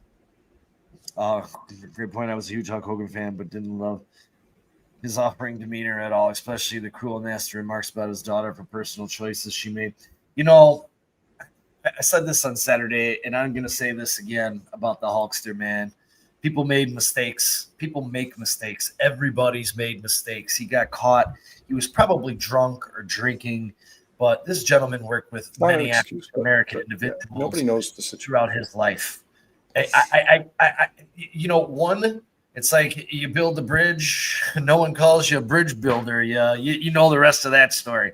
So all I'm saying is a lot of people around him, especially in the last couple of days, the Roddy Piper stuff that came up. Ric Flair, when Ric Flair was talking about him when he was dead and broke and his son was in the hospital and he paid for the bills and helped him stay afloat. He did this for a lot of wrestlers through the years. People have flaws. Everybody has them. And apparently there's people in Clearwater Beach that say he was an asshole too. But there's also a lot of people in this world that thought. Yeah, and just a real quick story, Sean, to that point. And I'm not here to defend anybody, guys. You guys should believe whatever you believe. If you have certain feelings about Hulk Hogan, you absolutely have the right. But I will tell you guys this. I was listening to 670 The Score on the way home from work the other day, and the Good Shepherd was talking about Hulk Hogan. And he said, after those comments came out, first of all, Hulk Hogan apologized. Second of all, Hulk Hogan was in a real dark spot. This is part of his documentary. He was thinking about taking his own life. And a woman called him and talked him off the ledge, and he ended up became one of his best friends. And you guys, I'm sorry her name escapes me, but I know that she is a black woman. So obviously he wasn't racist to the point where he wouldn't spend time with black people. So obviously people make mistakes. I'm not defending anything, but I don't know Hulk Hogan personally. I don't know what happened. I don't know what was said. I don't even know the quote that's being referred to. I know that there was some racist comments made, but I do agree with Sean that everybody makes mistakes, and people should be given a chance to be forgiven. Yeah, and V-Dog, the whole thing with his daughter, I mean, I understand he's estranged from his daughter. His son wrote a heartfelt post the other day. I don't know if anyone had a chance to read it, but pretty much thanked him for everything he's done and helped him grow up to be the man that he is today. Things happen between him and his daughter. I'm sure she's got somewhere her heart is broken that her and her father didn't have a chance to fix things before they died, before he passed. So I don't know the situation. I know this. I grew up on say your prayers, eat your vitamins, listen to your parents. And that was Hulk Hogan, man. I mean, from, the covers of Saturday Night Live, this guy was a generational pop icon legend. Character. He created the character, and the character is one of the best there ever was, man. And that's, oh my God. Listen, the reality is too, man. We don't know what happens in these people's lives. Everybody has their trials and tribulations. You've probably done some bad things to people in your life. I'm sure Absolutely. you apologize and try to make up for it. The reality is we watch these guys as entertainers, even the football players, man. Yeah. They live their lives. We can't judge every player whose story is written about, or a guy who's, he had a firearm or hit this person or that person. I mean, we watch them for the sport. And the reality is that Hulk Hogan at one of the biggest influences that an individual had over a sport, we'll call it that, Over a country. than Over a anybody country, had. yeah. Oh, yeah. I mean, like you got what he did to put wrestling on the map is comparative to none. Really, it is, and It's you have not. to pay your respects for a guy who was a pure all the way to his heart an entertainer, and he loved it, and he threw every guys. This guy had his surgery on almost every broken. I mean, this guy broke everything. I mean, he put his body on the line. He put everything he had into Dude, this you sport, which he loved, and he made people love it, and good for him. you think And about God this bless. too. In that day and age, I know people probably a lot of people should watch the A Team, but he was on the A Team with BA. He brought BA or Mr. T into wrestling. He moved then into Rocky. You know, Rocky was the mainstream box office smash hit. Then he started taking off. I mean, this guy just did everything. He was actually, it was announced. Him and Mr. T were good friends. Yeah, well, it was They're announced really over good the weekend. Hulk Hogan was the first professional wrestler ever to be honored at a UFC event. There's been a lot of wrestlers that have died since UFC's been around. That's pretty huge, man. I mean, look at he was at the RNC with Donald Trump. I mean, this guy was just an amazing, amazing person. From maybe not personally, but There from it what is. I saw, John, from what there I it is, saw, John. what I know. I don't know him personally. I met him a Underlip. few times. I went to a bunch of his dark matches at Rosemont Horizon, and I got to see him face Bad News Brown, if anybody remembers him. I got to see him face the Macho Man in a steel cage match at Rosemont. I mean, dude, this was just the best time, man, the best time. So, like I said, forever. And, you know, losing Rhino today sucks. Rhino's legend's going to live forever. Hulkamania is going to live forever. These guys' spirit will always be with us, things that they've done, that they've accomplished. God bless them. And looks like the Cubbies are going to lose today. And hopefully Rhino's spirit will pick them up tomorrow. And Colin Ray will be Kyle's favorite pitcher on a Tuesday evening at River Street Tavern. Hey, Sean, there's days where Colin Ray is my favorite pitcher, and then there's days where I'm like, why, how the hell are you in Major League Baseball? But love all you guys, man. Thank you so much. We appreciate you guys. You guys take care of yourselves. So you take care of each other. We will see you Wednesday. And Hey, Sean, so is there really anything quick, else? You want to say? Appreciate What do you guys. Hit that What do like you guys button, think of please. that? Anyone want to go live and watch the Bears preseason game with some chat members? Yeah, hell yeah, man. I do How it about- Sunday. If you guys are in the area, you should come out to River Street. Make it out to I'm River gonna Street be Tavern. I'm We can all gonna put be something at the together. Miami game. Who they play? Who it's Miami, isn't it? This is the first one. First I'm gonna be at that Yeah, it's game. Miami Buffalo Chiefs. So Yeah. you know what? Maybe I'll come up to River Street and go live there, Kyle. Yeah, let's Are do you it, man. working? I don't think so. What day is that? Sean will have a shot for every chat. It's the 10th of August. August 10th. It's a I think Sunday. that might be my last Sunday. I think that Okay. might be my last Sunday before. Well, you know what? We'll let everyone know on Wednesday. We'll figure it out in the next 2 But days. I'll record the game and rewatch it. But we'll find something to do. for you guys Sean's for having sure. a shot for every comment in the chat. I'll do a shot for every Caleb Williams touchdown pass. Yeah, and Scottish Bears says, remember, guys, Ben said, let's get comfortable being uncomfortable. This is all by design and training camp. All right, Sean, anything else you want to get to before we get out? No, man. God bless everyone. Hey, grab someone close to you. Tell them you love them. And if there's someone you haven't talked to in a while, call them. Send them a text. Tell them you love them, man, because you never know when you're not going to have that opportunity. So let's take care of each other, too, man. Sean, let's get that Caleb Williams bear. Sorry, my Sean, brain's a little. My Sean, brain's is a there anything you little. want to say before you get out of here? Oh, it's not working. Fuck Green Bay! Fuck Green Bay! Fuck Green Bay! Fuck Green Bay! Fuck Green Bay! Fuck Green Bay! Fuck Green Bay! Fuck Green Bay! Yes, sir! That one's for you, Melon Smasher. Love y'all, All right, man. guys. See you guys on Wednesday. Thank you, everybody. Much love. Bear down.